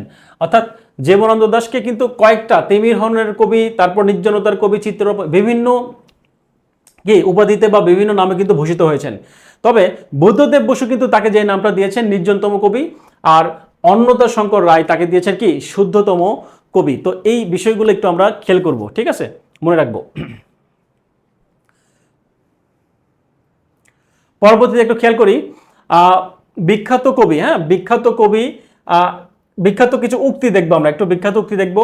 পাখির নীরের মতো চোখ তুলে নাটোরের বনলতা সেন। তারপর কি, বাংলার মুখ আমি দেখিয়াছি, তাই আমি পৃথিবীর রূপ খুঁজিতে চাই না আর। তো এগুলো হচ্ছে কি বাংলার মুখ থেকে না। তারপর কি, সুরঞ্জনা ওইখানে যেও না। তো যাই হোক, এখানে চুলতার কবিকার, অন্ধকার বিদিশার নিশা। তো এই যে বিষয়গুলো রয়েছে, নাটোরের বনলতা সেনের নামে যে এই যে বনলতা সেন, তো এই যে কবিতা, এই কবিতাগুলো আমরা যে লাইনগুলো রয়েছে, এই লাইনগুলো আমরা একটু পড়বো, কেননা এই লাইন থেকেও অনেক সময় প্রশ্ন আসতে দেখা যায়। ওকে, তো আমরা একটু খেয়াল করি, এটাও একটা কি হাইচিল নামে একটা কি কে কে হাই হৃদয় খুঁড়ে বেদনা জাগাতে ভালোবাসে। যাই হোক, এই সবগুলো যে উক্তিগুলো রয়েছে, এই সকল উক্তি আমরা একটু মনে রাখবো, মনে রাখার ট্রাই করব, মনে রাখার চেষ্টা করব। ওকে, শেষ বিকেলের মেয়ে বলছে দেরি হয়ে গেছে। দেরি হওয়ার কোনো সমস্যা নাই, আপনি যেখান থেকে পাচ্ছেন ক্লাস, সেখান থেকে ক্লাসগুলো দেখুন, কোনো টেনশন নাই, ঠিক আছে? পড়াশোনা করতে হবে, প্রচুর পড়াশোনা করতে হবে, ভালো কিছু হবে, হ্যাঁ, টেনশন নাই। ওকে, খেয়াল করি, একটু অনুশীলন করবো আমরা, অর্থাৎ প্র্যাকটিস করব। প্র্যাকটিস হচ্ছে আমরা 2 থেকে 3টা প্রশ্ন রেখেছি, একটু খেয়াল করি। ইংরেজি ভাষায় জীবনানন্দ দাশের ওপর গ্রন্থ লিখেছেন কে? কথা হচ্ছে জীবনানন্দ দাশের মাও একজন কবি ছিলেন, আমরা জানি তার মায়ের নাম কি, হ্যান কি, ত্যান কি, এগুলো অনেক তথ্য রয়েছে। তো আমরা সবগুলো তথ্য লিখছি না, আপনারা নিজেও জানেন বা বইতে রয়েছে, আমরা যতটুকু না দিলেই না, বা যতটুকু তথ্য আসলে গুরুত্বপূর্ণ, জাস্ট ওই তথ্যগুলো একটু দেওয়ার চেষ্টা করছি। খেয়াল করি, ইংরেজি ভাষায় জীবনানন্দ দাশের ওপর গ্রন্থ লিখেছেন কে? খুব গুরুত্বপূর্ণ একটা তথ্য, যে ইংরেজি ভাষায় কিন্তু জীবনানন্দ দাশের ওপর একজন গ্রন্থ লিখেছেন, তার নাম হচ্ছে কে? Clinton B Seeley, Clinton B Seeley আপনারা জানলে একটু কমেন্ট করবেন। কেন কমেন্ট করবেন?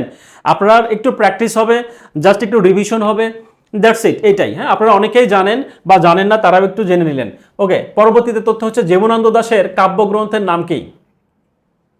নাম রেখেছি কমলগন্ধায় অন্ধকারে কি? জীবনানন্দ দাশের কাব্যগ্রন্থের নাম কি? আমরা একটু আগে জেনেছি কি ধূসর পাণ্ডুলিপি না?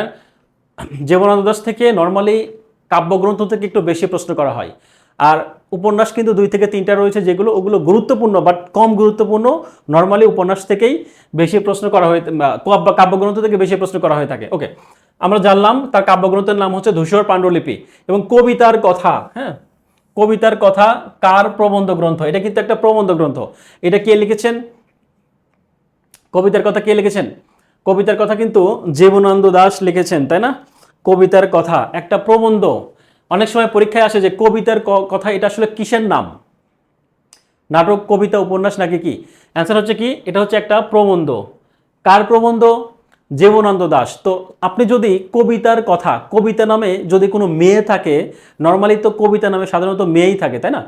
একটা মেয়ের নাম হচ্ছে কবিতা। কবিতা নিশ্চয়ই পুরুষ মানুষ বা ছেলেদের নাম হয় না নর্মালি। তো যেহেতু কবিতা, কবিতার কথা, তো কবিতার কথা শোনার জন্য জীবনানন্দ দাশ কিন্তু একদম জীবন দিয়ে দিছে। কবিতা যেহেতু একটা মেয়ের নাম, তার জন্য জীবন দিয়ে দিচ্ছে কে?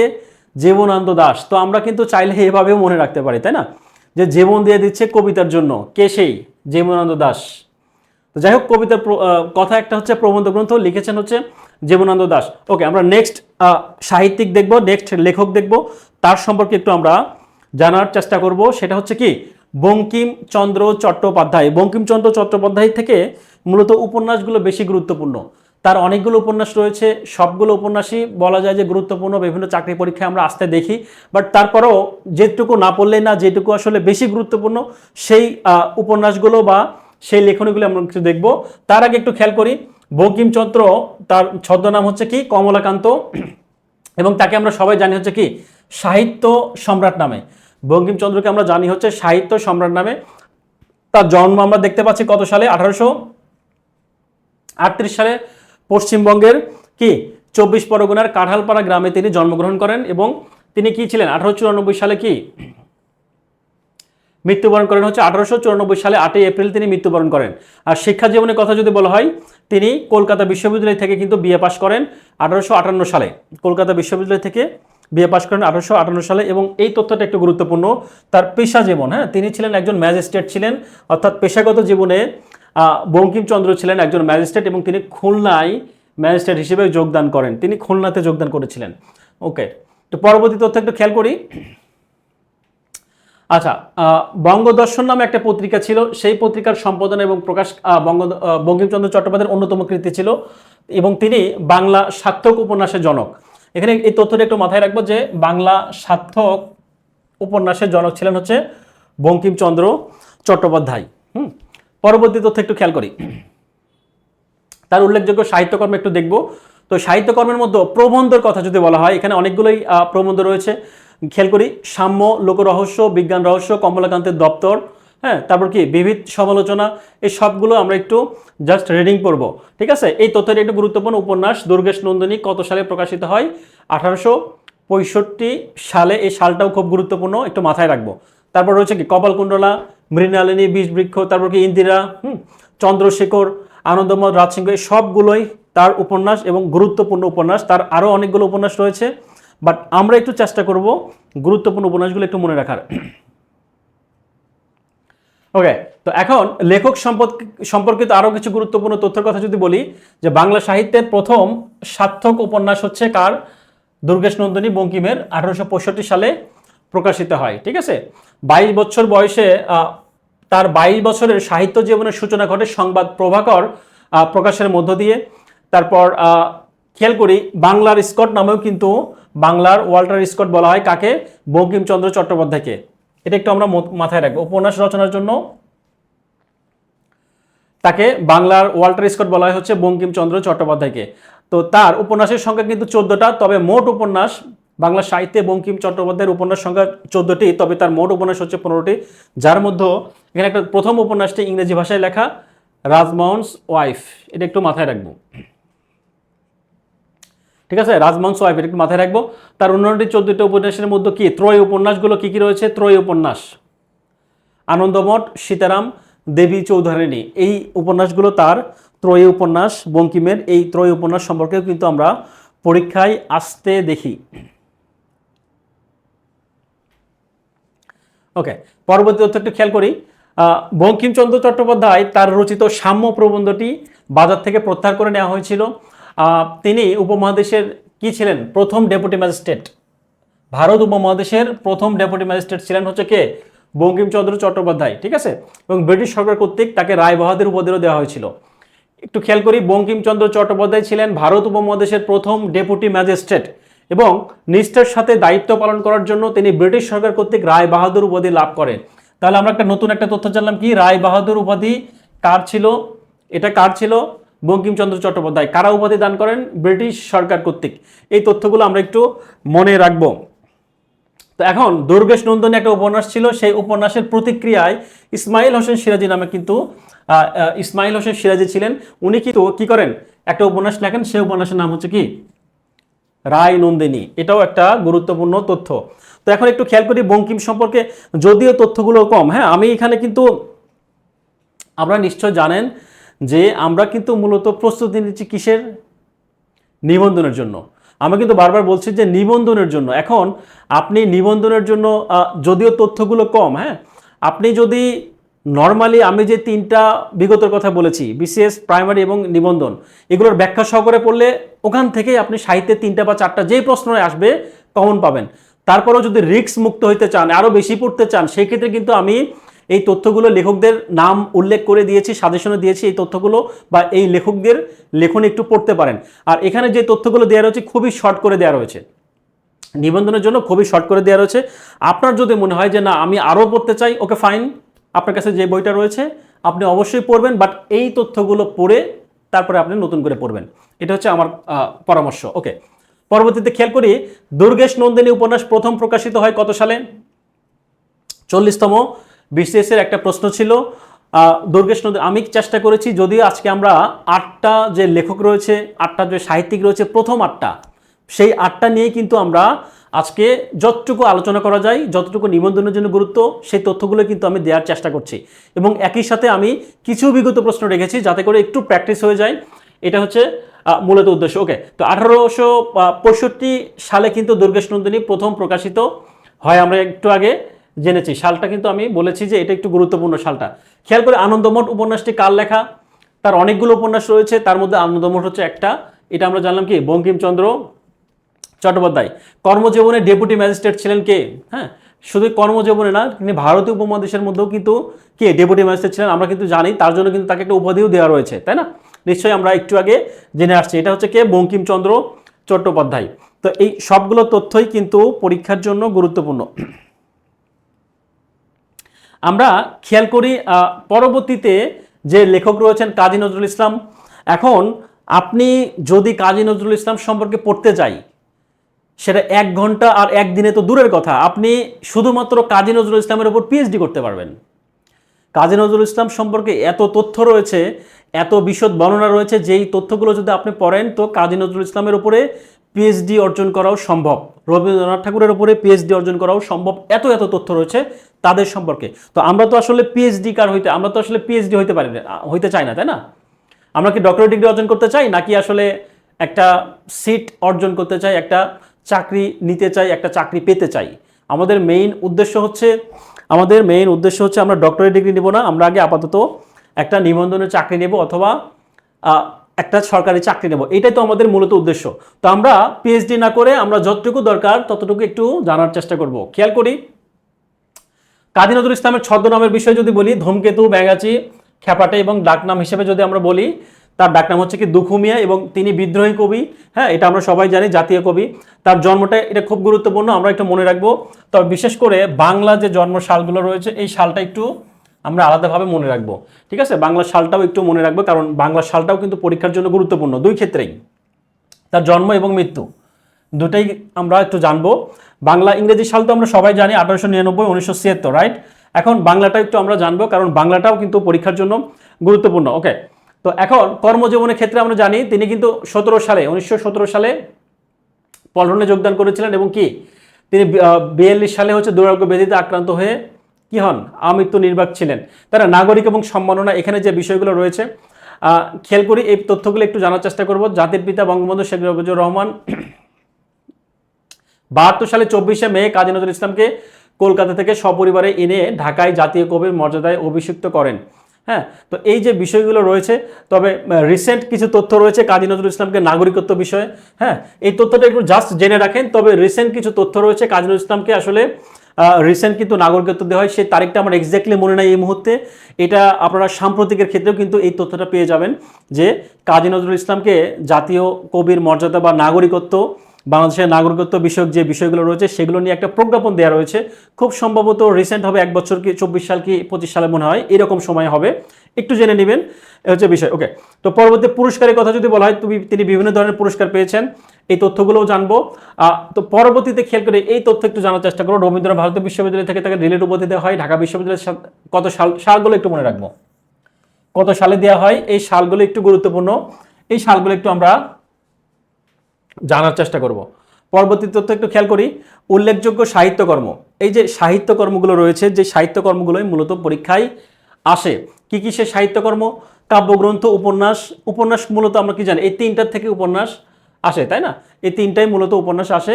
আর কাব্যগ্রন্থ থেকে আমরা জানি কি, অগ্নিবীণা, বিষের বাসী, ভাঙার গান, সাম্যবাদী, সর্বহারা, ফণিমনসা, এই যে কাব্যগ্রন্থগুলো রয়েছে, চন্দ্রবিন্দুর দোলনচাপা, হাবিজাবি যে কাব্যগ্রন্থ রয়েছে, এই কাব্যগ্রন্থগুলো আমরা অবশ্যই মনে রাখবো, কারণ এটা কাব্যগ্রন্থগুলো গুরুত্বপূর্ণ। ঠিক আছে, এই কাব্যগ্রন্থগুলো কিন্তু গুরুত্বপূর্ণ। আর বাঁধনহারা, মৃত্যুক্ষুধা, কোহেলিকা, তাই না? বাঁধনহারা, মৃত্যুক্ষুধা, কোহেলিকা, এই তিনটা হচ্ছে কার? কাজী নজরুল ইসলামের উপন্যাস। এই উপন্যাস থেকে কিন্তু পরীক্ষায় আসতে দেখি। ওকে, প্রবন্ধের মধ্যে রয়েছে রাজবন্দী, জবানবন্দি, যুগবাণী, রুদ্রমঙ্গল, দুর্দিনের যাত্রী। তারপর কি গল্পগ্রন্থের মধ্যে রয়েছে ব্যথার গান, রিক্তের বেদন, শিউলিমালা, এই যে নাটক ঝিলিমিলে, আলিয়া, পুতুলির বিয়ে। এই সবগুলো বিষয় আমরা একটু মনে রাখবো, মনে রাখার চেষ্টা করব।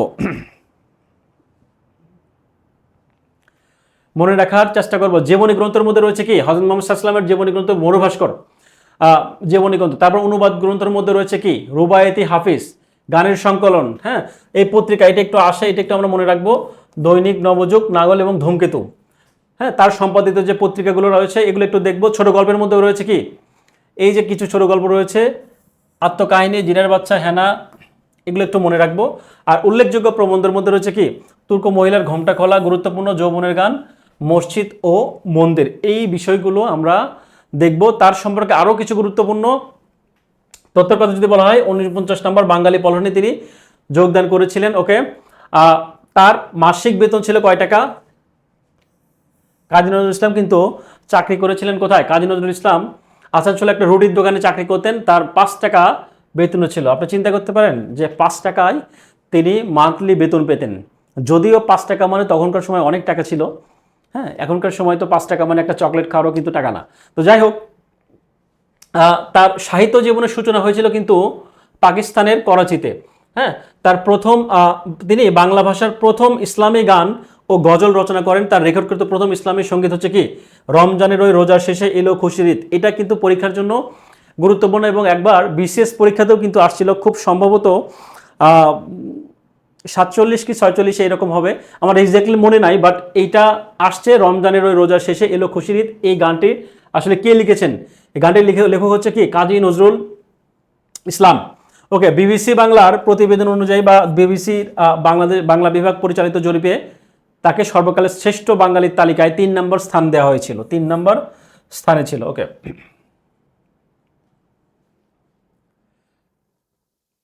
পরবর্তী তথ্য হচ্ছে, আরও অনেকগুলো তথ্যই রয়েছে এখানে, বিভিন্ন বিষয় রয়েছে, একটু খেয়াল করি। এই তথ্যগুলো একটু গুরুত্বপূর্ণ। উৎসর্গকৃত যে গ্রন্থ বা যেই কি, একটু খেয়াল করি, সঞ্চিতা কাব্যগ্রন্থটি কাজী নজরুল ইসলাম রবীন্দ্রনাথ ঠাকুরকে উৎসর্গ করেন। সঞ্চিতা কাব্যগ্রন্থটি মৌলিক গ্রন্থ নয়, বেশ কয়েকটি কাব্যগ্রন্থ থেকে কিছু কবিতা নিয়ে মূলত রচনা করা হয়েছিল। আর রবীন্দ্রনাথ ঠাকুর কিন্তু কি, বসন্ত, এখানে বলা হচ্ছে কি, রবীন্দ্রনাথ ঠাকুর হচ্ছে কি বসন্ত নাটক উৎসর্গ করেছিলেন কাজী নজরুলকে। তো একটা হচ্ছে রবীন্দ্রনাথ উৎসর্গ করেছিলেন বসন্ত, আর কাজী নজরুল উৎসর্গ করেছিলেন সঞ্চিতা। তো রবীন্দ্রনাথ ঠাকুরের মৃত্যু শোকে কাজী নজরুল ইসলাম 2টা কবিতা লিখেছিলেন। সেই 2টা কবিতার নাম হচ্ছে রবি হারা এবং বসন্ত। তো রবি হারা মূলত রবীন্দ্রনাথ ঠাকুরের সংক্ষিপ্ত নাম যদি বলা হয় রবি ঠাকুর, সেই রবি ঠাকুরের নাম অনুসারে বা রবীন্দ্রনাথের নাম অনুসারে কিন্তু রবি হারা নাম দিয়েছিলেন তার এই কবিতার। ওকে, পরবর্তীতে ময়মনসিংহের ত্রিশালের দরিরামপুর গ্রামের সাধারণ মানুষের জীবনচিত্র নিয়ে নজরুলের মৃত্যু ক্ষুধা উপন্যাসের উপজীব্য। তো এই মৃত্যু ক্ষুধা কিন্তু তার শ্রেষ্ঠ উপন্যাস, মৃত্যু ক্ষুধা হচ্ছে তার শ্রেষ্ঠ উপন্যাস, এবং এই শ্রেষ্ঠ উপন্যাসে তিনি ময়মনসিংহের যে ত্রিশালের যে ময়মনসিংহ রয়েছে সেখানের যে একটা গ্রামের নাম হচ্ছে দরিরামপুর, সেই গ্রামের সাধারণ মানুষের যে জীবনচিত্র সেটা মূলত এই মৃত্যু ক্ষুধা উপন্যাসে আলোচনা করা হয়েছে বা বর্ণনা করা হয়েছে। ওকে, পরবর্তীতে রণসঙ্গীতের কথা যদি বলা হয়, কাজী নজরুল ইসলাম রণসঙ্গীত লিখেছেন আমরা জানি। সন্ধ্যা কাব্যগ্রন্থের অন্তর্গত গানটি, এই গানটা মূলত সন্ধ্যা কাব্যগ্রন্থের অন্তর্গত। এই তথ্যগুলো আমরা একটু মনে রাখবো, মনে রাখার চেষ্টা করবো। আরও তথ্য রয়েছে, প্রথম অভিনয় করেছিলেন নজরুল ধ্রুব নামক একটা চলচ্চিত্র, তিনি প্রথম অভিনয় করেছিলেন। তিনি কতবার ঢাকায় আসেন, কয়বার, প্রথম কবে আসেন, কত সালে, এই তথ্যগুলো কিন্তু এখানে দেওয়া রয়েছে। আমরা এই তথ্যগুলো একটু দেখব।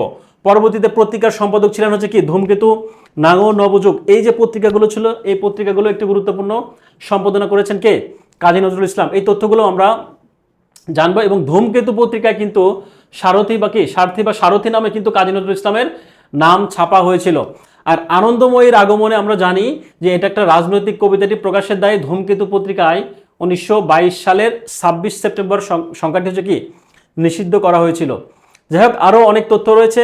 তার টোটালে 6টি কিন্তু বাজেয়াপ্ত গ্রন্থ রয়েছে। সেই 6টি বাজেয়াপ্ত গ্রন্থের মধ্যে কি খেয়াল করব, চন্দ্রবিন্দু রয়েছে, খেয়াল করি, যার মধ্যে এখানে তথ্য রয়েছে কি চন্দ্রবিন্দু নামক সঙ্গীত গ্রন্থ, যুগবাণী নামক প্রবন্ধ গ্রন্থ ও অগ্নিবীণা, প্রলয়শিকা, বিশ্বের বাসে ভাঙার গান নামক 4টি কাব্যগ্রন্থ ছিল।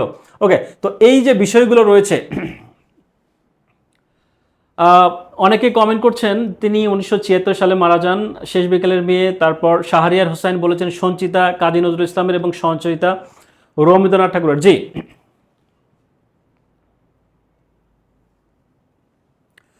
যাই হোক, আমরা পরবর্তী একটু তথ্য খেয়াল করি যে কাজী নজরুল ইসলাম কর্তৃক রচিত প্রথম সাহিত্যকর্ম যদি বলা হয়, তার প্রথম সাহিত্যকর্ম হচ্ছে কি, প্রথম গল্পের কথা যদি বলা হয় বাউন্ডেলের আত্মকাহিনী, সওগাত পত্রিকায় প্রকাশিত হয়েছিল। প্রথম কবিতা মুক্তি বঙ্গীয় সাহিত্য পত্রিকায়। প্রথম গল্পগ্রন্থ হচ্ছে কি ব্যথার দান, এটি তার প্রথম প্রকাশিত গ্রন্থ কিন্তু, হ্যাঁ, এটা একটু মাথায় রাখবো।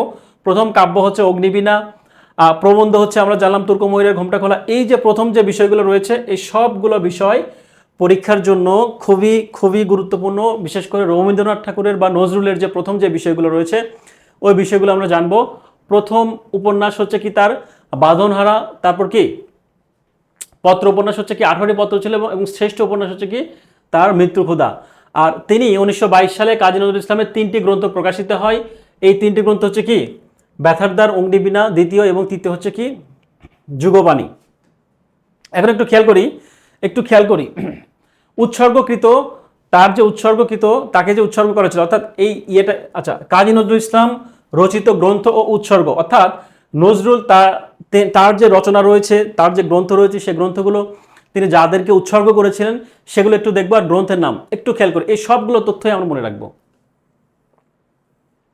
সবগুলো তথ্য গুরুত্বপূর্ণ, হ্যাঁ, এটা একটু আপনারা মনে রাখুন বা লিখে রাখুন। হয়তো অনেক বই এই তথ্যটা দেয়া নাই, চাইলে আপনারা এই তথ্যটা একটু লিখে রাখতে পারেন। কি সাহিত্য হচ্ছে বাঁধনহারা, কি আমরা জানলাম বাঁধনহারা তার একটা উপন্যাস।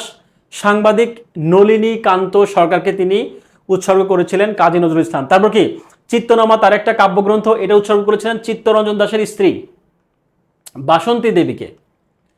সন্ধ্যা কাব্যগ্রন্থ কাকে উৎসর্গ করেছিলেন? মাদারীপুরের শান্তি সেনা ও বীর সেনাদেরকে তিনি এটা উৎসর্গ করেছিলেন। তারপর হচ্ছে কি সিন্ধু হিন্দোল, হ্যাঁ, তারপর ছায়ানট, এই সবগুলো তথ্যই আমরা জানবো। হ্যাঁ, মেইনলি যে এটা একটু আসে সঞ্চিতা অগ্নিবীণা। হ্যাঁ, অগ্নিবীণা কাকে উৎসর্গ করা হয়েছিল? অগ্নিবীণা কিন্তু তার একটা শ্রেষ্ঠ কি কাব্যগ্রন্থ, অগ্নিবীণা কাব্যর উৎসর্গ করা হয়েছিল বারিন ঘোষকে। তারপর বিচারবাসী কাব্যগ্রন্থ কাকে করা হয়েছিল উৎসর্গ? মিসেস এম রহমানকে। তো যাই হোক, এই যে তথ্যগুলো রয়েছে উৎসর্গকৃত যে গ্রন্থ বা যেই উপন্যাস বা যেই কাব্যগ্রন্থ, এই উৎসর্গকৃত বিষয়গুলো আমরা খুবই খুবই ভালোভাবে মনে রাখার চেষ্টা করব। এখন একটু প্রশ্নগুলো দেখি।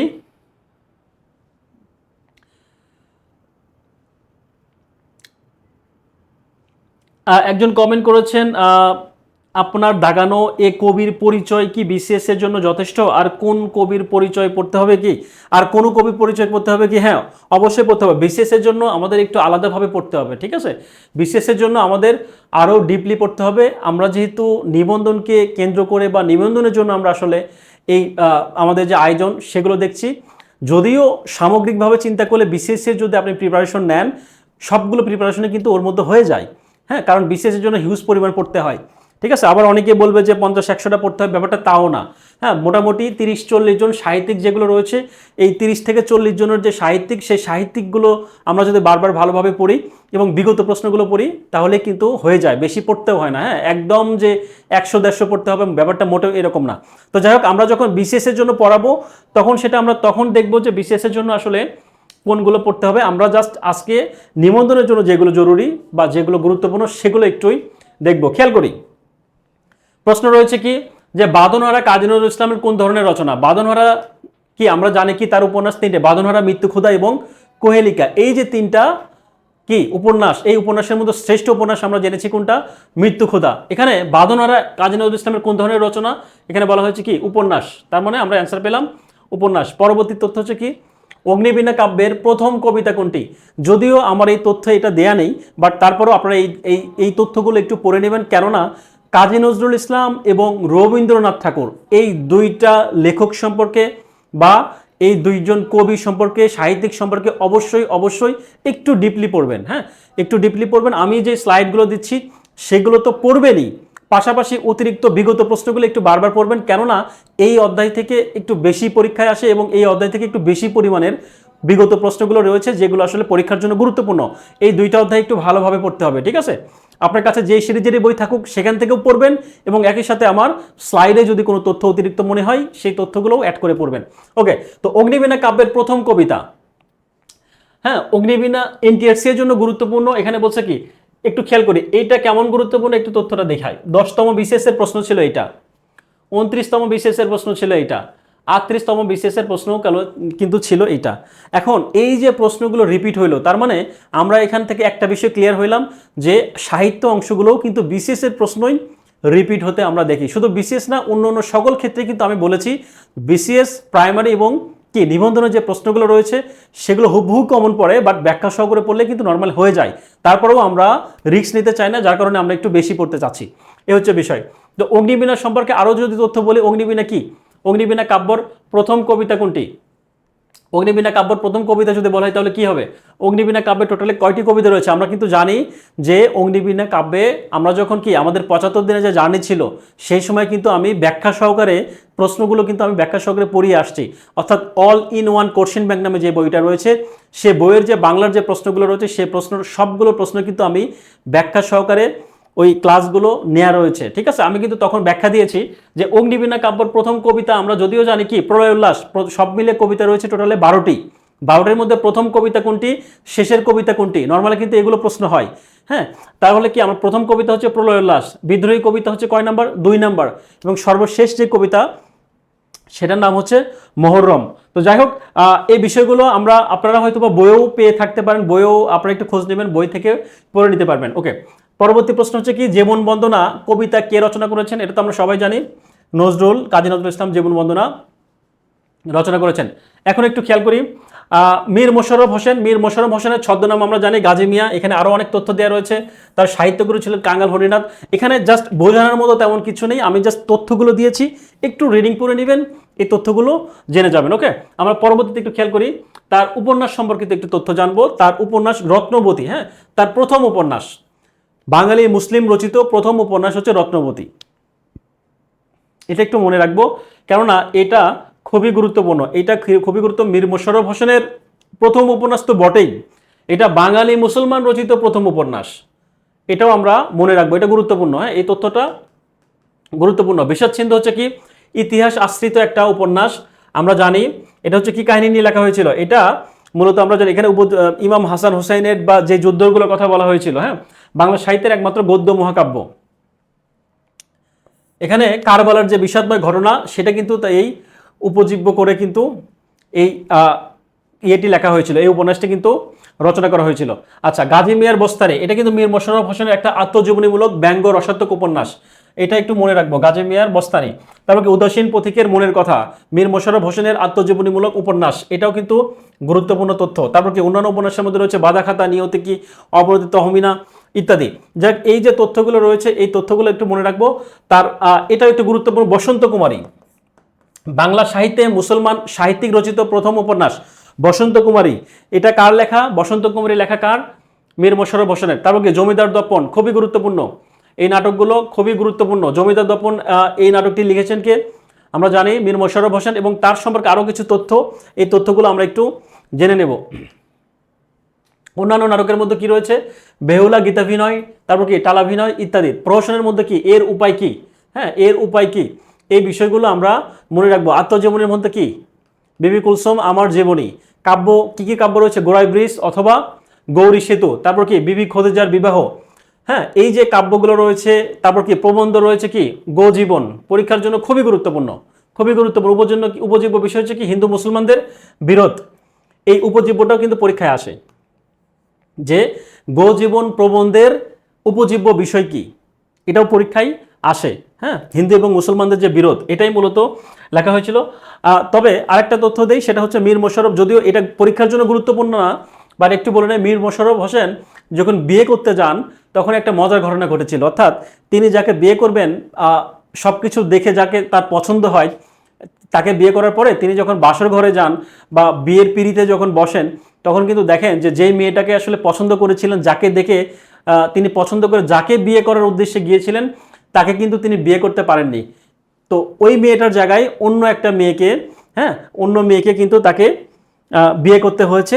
যদিও পছন্দ করেছিল একজনকে, বাট বিয়ে করেছিল হচ্ছে অন্যজনকে। তো এই কারণে কিন্তু তিনি বৈবাহিক জীবনে একটু কম সুখী ছিলেন, এবং এই কারণে পরবর্তীতে গিয়ে তিনি আবারও বিয়ে করেছিলেন। হ্যাঁ, পরবর্তীতে তিনি আবারও দ্বিতীয় বিবাহ করেছিলেন। এই হচ্ছে বিষয়। তো যাই হোক, আমরা অনুশীলনগুলো একটু খেয়াল করি। এখানে বাংলা সাহিত্যের প্রথম মুসলিম উপন্যাসিকের নাম আমরা জানলাম, মীর মোশাররফ হোসেন। পরবর্তী তথ্য হচ্ছে কি জমিদার দর্পণ নাটকটির নাট্যকার হচ্ছে কে? মীর মোশাররফ হোসেন। জমিদার দর্পণ পরীক্ষার জন্য গুরুত্বপূর্ণ। রত্নবতী, আমরা একটু আগে জেনেছি রত্নবতী নাটকের রচয়িতা হচ্ছে কে? মীর মোশাররফ হোসেন। সবগুলোই হচ্ছে কি মীর মোশাররফ হোসেন। এই সবগুলো তথ্যই পরীক্ষার জন্য গুরুত্বপূর্ণ। এখন দেখব জসিমউদ্দিন সম্পর্কে। আমি যেই তথ্যগুলো দিচ্ছি শর্ট করে, এগুলো কিন্তু শুধুমাত্র এনটিএসসি এর জন্য কিন্তু আপনারা অ্যাপ্লাই করতে পারেন। আপনি যদি বিসিএস এর জন্য চিন্তা করেন তাহলে কিন্তু এইটুকু যথেষ্ট নয়, বিসিএস এর জন্য আপনাকে আরও বেশি পড়তে হবে। ঠিক আছে, এই যে জীবনানন্দ দাশ সম্পর্কে, মীর মোশাররফ সম্পর্কে কিন্তু আপনাকে আরও বিস্তারিত জানতে হবে। হ্যাঁ, তবে আপনি এইটুকু মাথায় রাখেন যে নিবন্ধনের জন্য আমি যেটুকু পড়াচ্ছি, যেহেতু সাহিত্য অংশটা কম আসে, সেহেতু আমি কিন্তু অল্প কিছু পড়াচ্ছি, এর বাইরে ইনশাল্লাহ হবে না আশা করি। ঠিক আছে, এখন দেখবো জসিমউদ্দিন। এই প্রকৃত নামটা একটু আসে পরীক্ষায়, মোহাম্মদ জসিমউদ্দিন মোল্লা। হ্যাঁ, তাকে আমরা জানি যে তিনি পল্লী কবি। তার ছদ্মনাম হচ্ছে কি, যেটা একটু মনে রাখবো, জমিরউদ্দিন মোল্লা তুজাম্বর আলী, এইটা হচ্ছে তার ছদ্মনাম। আচ্ছা, জন্ম মৃত্যু সম্পর্কে আমরা একটু দেখবো। জসিমউদ্দিন কি ফরিদপুরের তাম্বুলখানা গ্রামে জন্মগ্রহণ করে। এই যে বিষয়গুলো আমরা কিন্তু জানি। তার শিক্ষা জীবন, কর্মজীবন, এগুলো দেখব। তার সম্মাননা সম্পর্কে যদি বলা হয়, 21শে পদক 76 সালে। তারপর কি কলকাতা রবীন্দ্র ভারতী বিশ্ববিদ্যালয়ে তাকে কি করে সম্মানসূচক ডিলিট উপাধি প্রদান করেন। যাই হোক, এই যে তথ্যগুলো রয়েছে এই তথ্যগুলো আমরা জানবো। এখন সাহিত্যকর্ম, তার যে গুরুত্বপূর্ণ সাহিত্যকর্মগুলো রয়েছে, সেই সাহিত্যকর্ম সম্পর্কে যদি বলা হয়, কি কি রয়েছে? তার কাব্যগ্রন্থ হচ্ছে 1 পয়সার বাঁশি, খুবই গুরুত্বপূর্ণ। তারপর কি ধানক্ষেত, 1 পয়সার বাঁশি, রূপবতী। হ্যাঁ, তারপর হচ্ছে কি মা যে জননী কান্দে, মাটির কান্না, সখিনা, এই সবগুলো হচ্ছে তার গুরুত্বপূর্ণ কাব্যগ্রন্থ। আর নাটকের কথা যদি বলা হয়, বেদের মেয়ে, পর্দাপার, মধুমালা, এগুলো একটু আমরা গুরুত্ব দিয়ে পড়ার চেষ্টা করব। ঠিক আছে, বাঁশের বাঁশি, হ্যাঁ এগুলো মনে রাখবো। তারপর রয়েছে কি গল্পগ্রন্থের মধ্যে কি রয়েছে? বাঙালির হাসির গল্প। হ্যাঁ, এই বিষয়গুলো মনে রাখবো। তারপর ভ্রমণ কাহিনী কি? চলে মুসাফির, হলদেপুরীর দেশ, যে দেশে মানুষ বড়, জার্মানির শহরে ও বন্দরে। এই ভ্রমণ কাহিনীগুলো থেকে একটু পরীক্ষায় আসে, এটা একটু আমরা পড়ার চেষ্টা করব। ভ্রমণ কাহিনীটা একটু গুরুত্ব সহকারে পড়বো। ঠিক আছে, তারপর কি কাহিনী কাব্য, নকশিকাঁথার মাঠ, সজনবাজার ঘাট, এই যে বিষয়গুলো রয়েছে। 37টি ভাষায় কিন্তু নকশিকাঁথার মাঠ কাব্যটি অনুদিত হয়েছিল। এটাও পরীক্ষার জন্য গুরুত্ব হয়েছে যে কয়টি ভাষায় অনুদিত হয়। তার উপন্যাস হচ্ছে কি বোবা কাহিনী, এটা একটু মনে রাখবো। উপন্যাস হচ্ছে তার বোবা কাহিনী, এবং আত্মজীবন হচ্ছে কি জীবন কথা। এই যে তথ্যগুলো, এই তথ্যগুলো আমরা একটু মনে রাখবো, মনে রাখার চেষ্টা করব। জি, আজকে আমরা সব সাহিত্য শেষ করব না, আমরা সাহিত্যের উপরে 3টা ক্লাস রেখেছি। আমি ক্লাসের শুরুতে বলেছি যে সাহিত্যের উপরে টোটালি ক্লাস কিন্তু 5টা, যার মধ্যে 2টা অলরেডি আমাদের শেষ, অর্থাৎ প্রাচীন যুগ এবং মধ্যযুগ কিন্তু আমরা শেষ করেছি। আর আধুনিক যুগের উপর আমি টোটালি 3টা ক্লাস নিব। আধুনিক যুগের উপর আমি টোটালি 3টা ক্লাস নিব। সরি, তো সেই 3টা যে ক্লাস নিব, সেই 3টা ক্লাস আমি কি পড়াবো, সেই পড়ানো বা সেই সাহিত্যিকদের সম্পর্কে কিন্তু আমি শুরুতেই আমার স্লাইডে দিয়েছি। আপনি যদি পরে যুক্ত হয়ে থাকেন, আমার স্লাইডে গিয়ে প্রথম পেজে দেখবেন যে আমি প্রথম ক্লাস, দ্বিতীয় ক্লাস এবং তৃতীয় ক্লাস কি পড়াবো, এই বিষয়গুলো আমি কিন্তু দিয়ে রাখছি। হ্যাঁ, তো আপনি যদি আমার স্লাইড পড়েন তাহলে তো ওকে ফাইন, বই কিনলে অবশ্যই আমাদের পিডিএফগুলো ফ্রি পাবেন। আর যদি না কেনেন, সেক্ষেত্রে আপনি ওই সাহিত্যিকগুলো যেগুলো আমি সাজেশনও রেখেছি ওগুলো একটু আপনি নিজের মতো করে নিজের বই থেকে একটু বিস্তারিত পড়ে নেবেন, তাহলেই হবে। ওকে, তো গানের সংকলনের কথা যদি বলি, আমরা একটু দেখতে পাচ্ছি স্মৃতি কথা। যাই হোক, এই যে বিষয়গুলো আমরা একটু মনে রাখবো, যাদের দেখেছি, তারপর কি ঠাকুরওয়ানির আঙ্গিনা, এগুলো হচ্ছে তার স্মৃতি কথা। ঠিক আছে, আর গানের সংকলন হচ্ছে কি রঙিন নায়ের মাঝে, এই বিষয়গুলো আমরা মনে রাখবো। আর তার সম্পর্কিত আরো গুরুত্বপূর্ণ তথ্যের কথা যদি বলি, প্রথম কবিতা হচ্ছে কি মিলন গান, তাই না? জসিমউদ্দিনের প্রথম কবিতা হচ্ছে মিলন গান, যেটা কিনা 1921 সালে কোন পত্রিকায়? মুসলিম ভারত পত্রিকায় কিন্তু প্রকাশিত হয়েছিল। এবং বাংলা একাডেমি কর্তৃক 2019 সাল থেকে কবি জসিমউদ্দিন সাহিত্য পুরস্কার প্রকাশিত হয়। এই তথ্যটা একটু আমরা মনে রাখবো। এবং এখান থেকে প্রথম যিনি পুরস্কার পান তিনি হচ্ছেন কে ছিলেন? কবি নির্মলেন্দু গুণ। তো যাই হোক, এগুলো আমরা দেখব। সুচয়নী তার নির্বাসিত কবিতার সংকলন, এই তথ্যগুলো আমরা একটু খেয়াল করি। এখানে আরো কিছু তথ্য রয়েছে, এই তথ্যগুলো একটু রিডিং করে নেব আমরা। ঠিক আছে, ওকে। তো পরবর্তীতে আমরা খেয়াল করি, এখানে কিছু অনুশীলন রয়েছে, অর্থাৎ জসিমউদ্দিন সম্পর্কিত যে তথ্য, কিছু গুরুত্বপূর্ণ তথ্য যেগুলো আসলে পরীক্ষায় আসছে, জাস্ট প্র্যাকটিস পার্ট হিসেবে আমি রাখছি। এরকম হচ্ছে কি, তাম্বুলখানা গ্রামে জন্মেছিলেন কে? ফরিদপুর জেলার তাম্বুলখানা গ্রামে জন্মগ্রহণ করেছিলেন হচ্ছে কে? পল্লী কবি জসিমউদ্দিন, তাই না? তারপর কি, জসিমউদ্দিনের প্রথম প্রকাশিত কাব্যগ্রন্থ কোনটি? রাখালি। জসিমউদ্দিনের প্রথম প্রকাশিত কাব্যগ্রন্থ কি? রাখালি।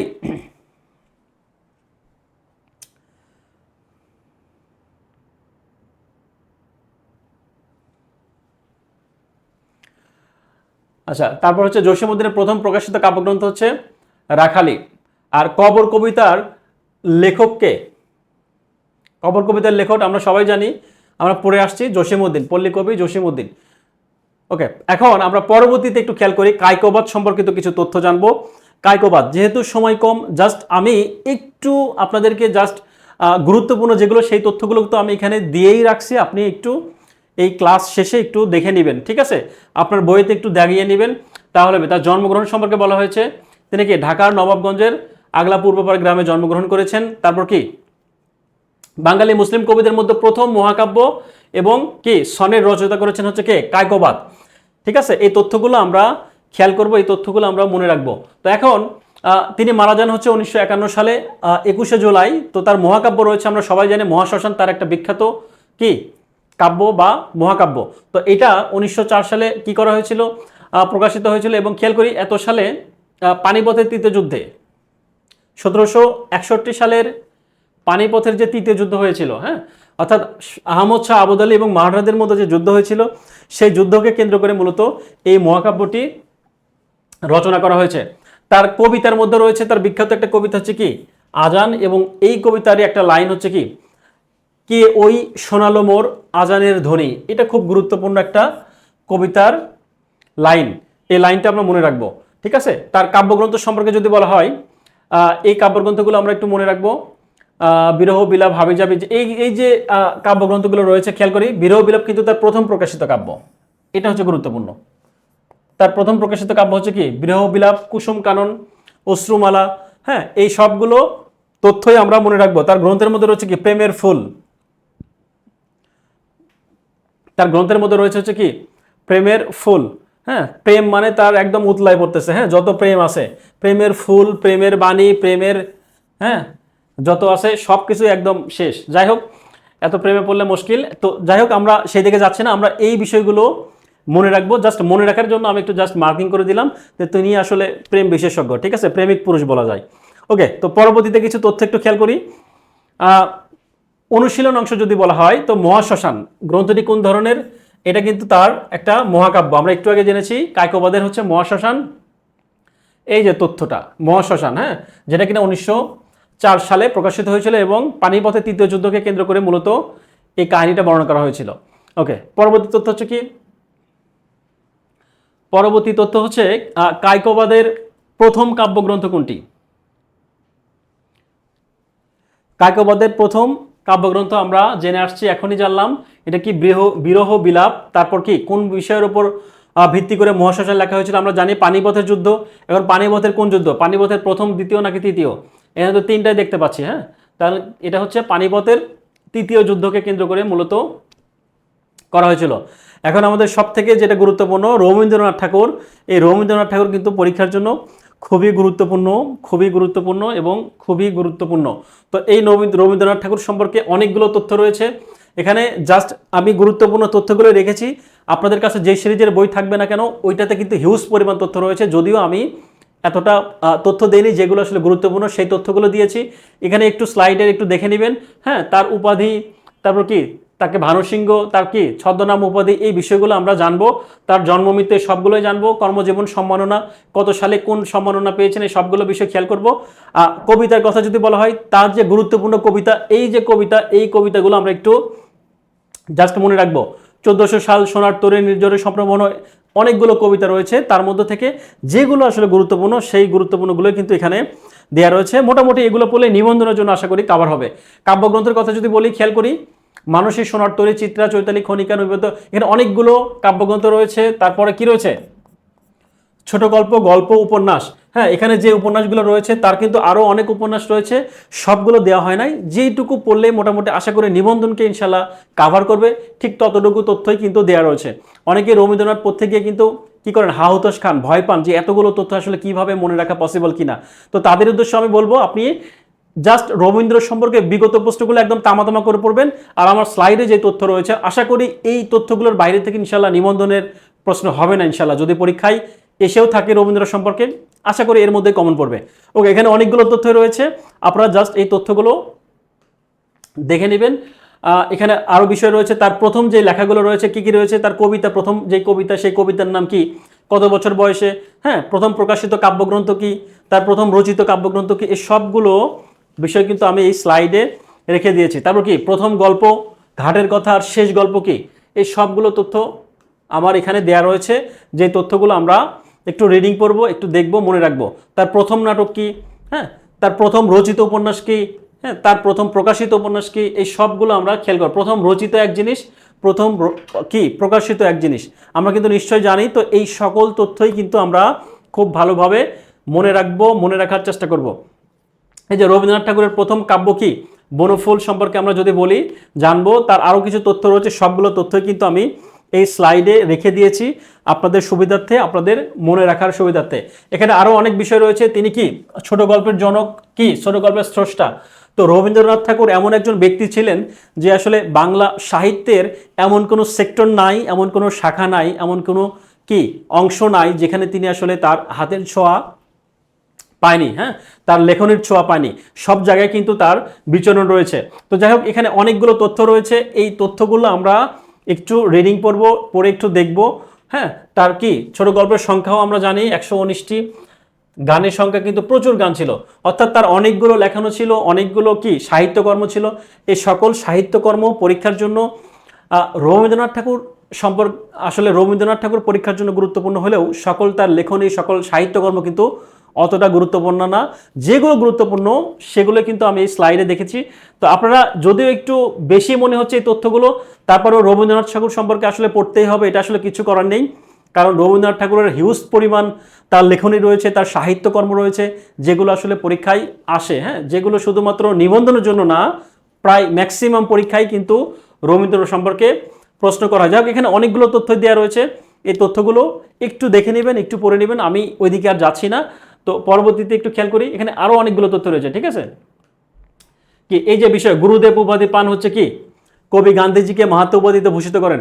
রবীন্দ্রনাথ ঠাকুর কি মোহনদাস করমচাঁদ গান্ধীজি থেকে গুরুদেব উপাধি পান। তার মানে কি রবীন্দ্রনাথ ঠাকুর উপাধির সংখ্যাও কিন্তু অনেকগুলো রয়েছে, সে বিষয়গুলো আমরা দেখবো, জানবো। ওকে, তাকে নাইট উপাধিতে ভূষিত করা হয় ঠিক আছে, নাইট উপাধিতে ভূষিত করে কত সালে? 1919 সালে জালিয়ানওয়ালাবাগ হত্যাকাণ্ডের প্রতিবাদে কিন্তু তিনি এই নাইট উপাধিটা বর্জন করেছিলেন। এই সবগুলো তথ্য দেওয়া রয়েছে এখানে, এই তথ্যগুলো আমরা একটু খেয়াল করি। এবং সর্বশেষ যেটা রয়েছে গীতাঞ্জলি, এটা একটু আমরা গুরুত্ব দিয়ে পড়বো গীতাঞ্জলি, কারণ এটার জন্য তিনি কি করেছেন, এটার জন্য তিনি নোবেল পুরস্কার পেয়েছেন। এই গীতাঞ্জলি সম্পর্কে দেখব তিনি ভূমিকা লেখেন কে, হ্যাঁ, তারপর কত সালে নোবেল পুরস্কার পান, এই সবগুলো বিষয় আমরা একটু রিডিং করে নিব। এগুলো আসলে বোঝানোর মতো তেমন কিছু নেই, জাস্ট তথ্যগুলো একটু গুরুত্বপূর্ণ। তথ্যগুলো আমি স্লাইডে দিয়েছি, আপনারা স্লাইড দেখলেই বুঝতে পারবেন। শেষে আমি 2 থেকে 3টে প্রশ্ন রেখেছি, বেশি সময় নিব না, একটু খেয়াল করি। শেষের কবিতা কোন ধরনের রচনা? এটা কিন্তু তার একটা উপন্যাস। কার? রবীন্দ্রনাথ ঠাকুরের উপন্যাস। আমরা খেয়াল করবো এই কবিতা দেখে অনেকে মনে করতে পারে যে এটা একটা কি কবিতা বা কাব্যগ্রন্থ, বাট এইটা কিন্তু রবীন্দ্রনাথ ঠাকুরের একটা উপন্যাসের নাম।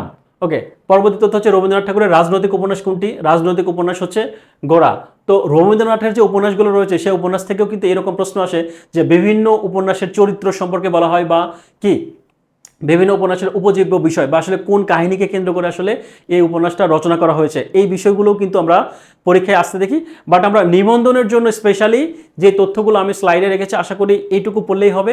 আপনাদের কাছে যে বইটা রয়েছে সেটা যদি বোর্ডিং মনে হয়, খুব বেশি মনে হয়, তাহলে আমার স্লাইডটা ডাউনলোড করে এইটা পড়তে পারেন। ওকে, পরবর্তীতে প্রশ্ন কি রয়েছে? কোন উপন্যাসটির রচয়িতা রবীন্দ্রনাথ ঠাকুর? এখানে রয়েছে কি বিষবৃক্ষ, গণদেবতা, কি ঘরে বাইরে? ঘরে বাইরে এটা হচ্ছে রবীন্দ্রনাথ ঠাকুরের একটা উপন্যাস। ওকে, তো যাই হোক, আমরা বেশি কথা বাড়াবো না।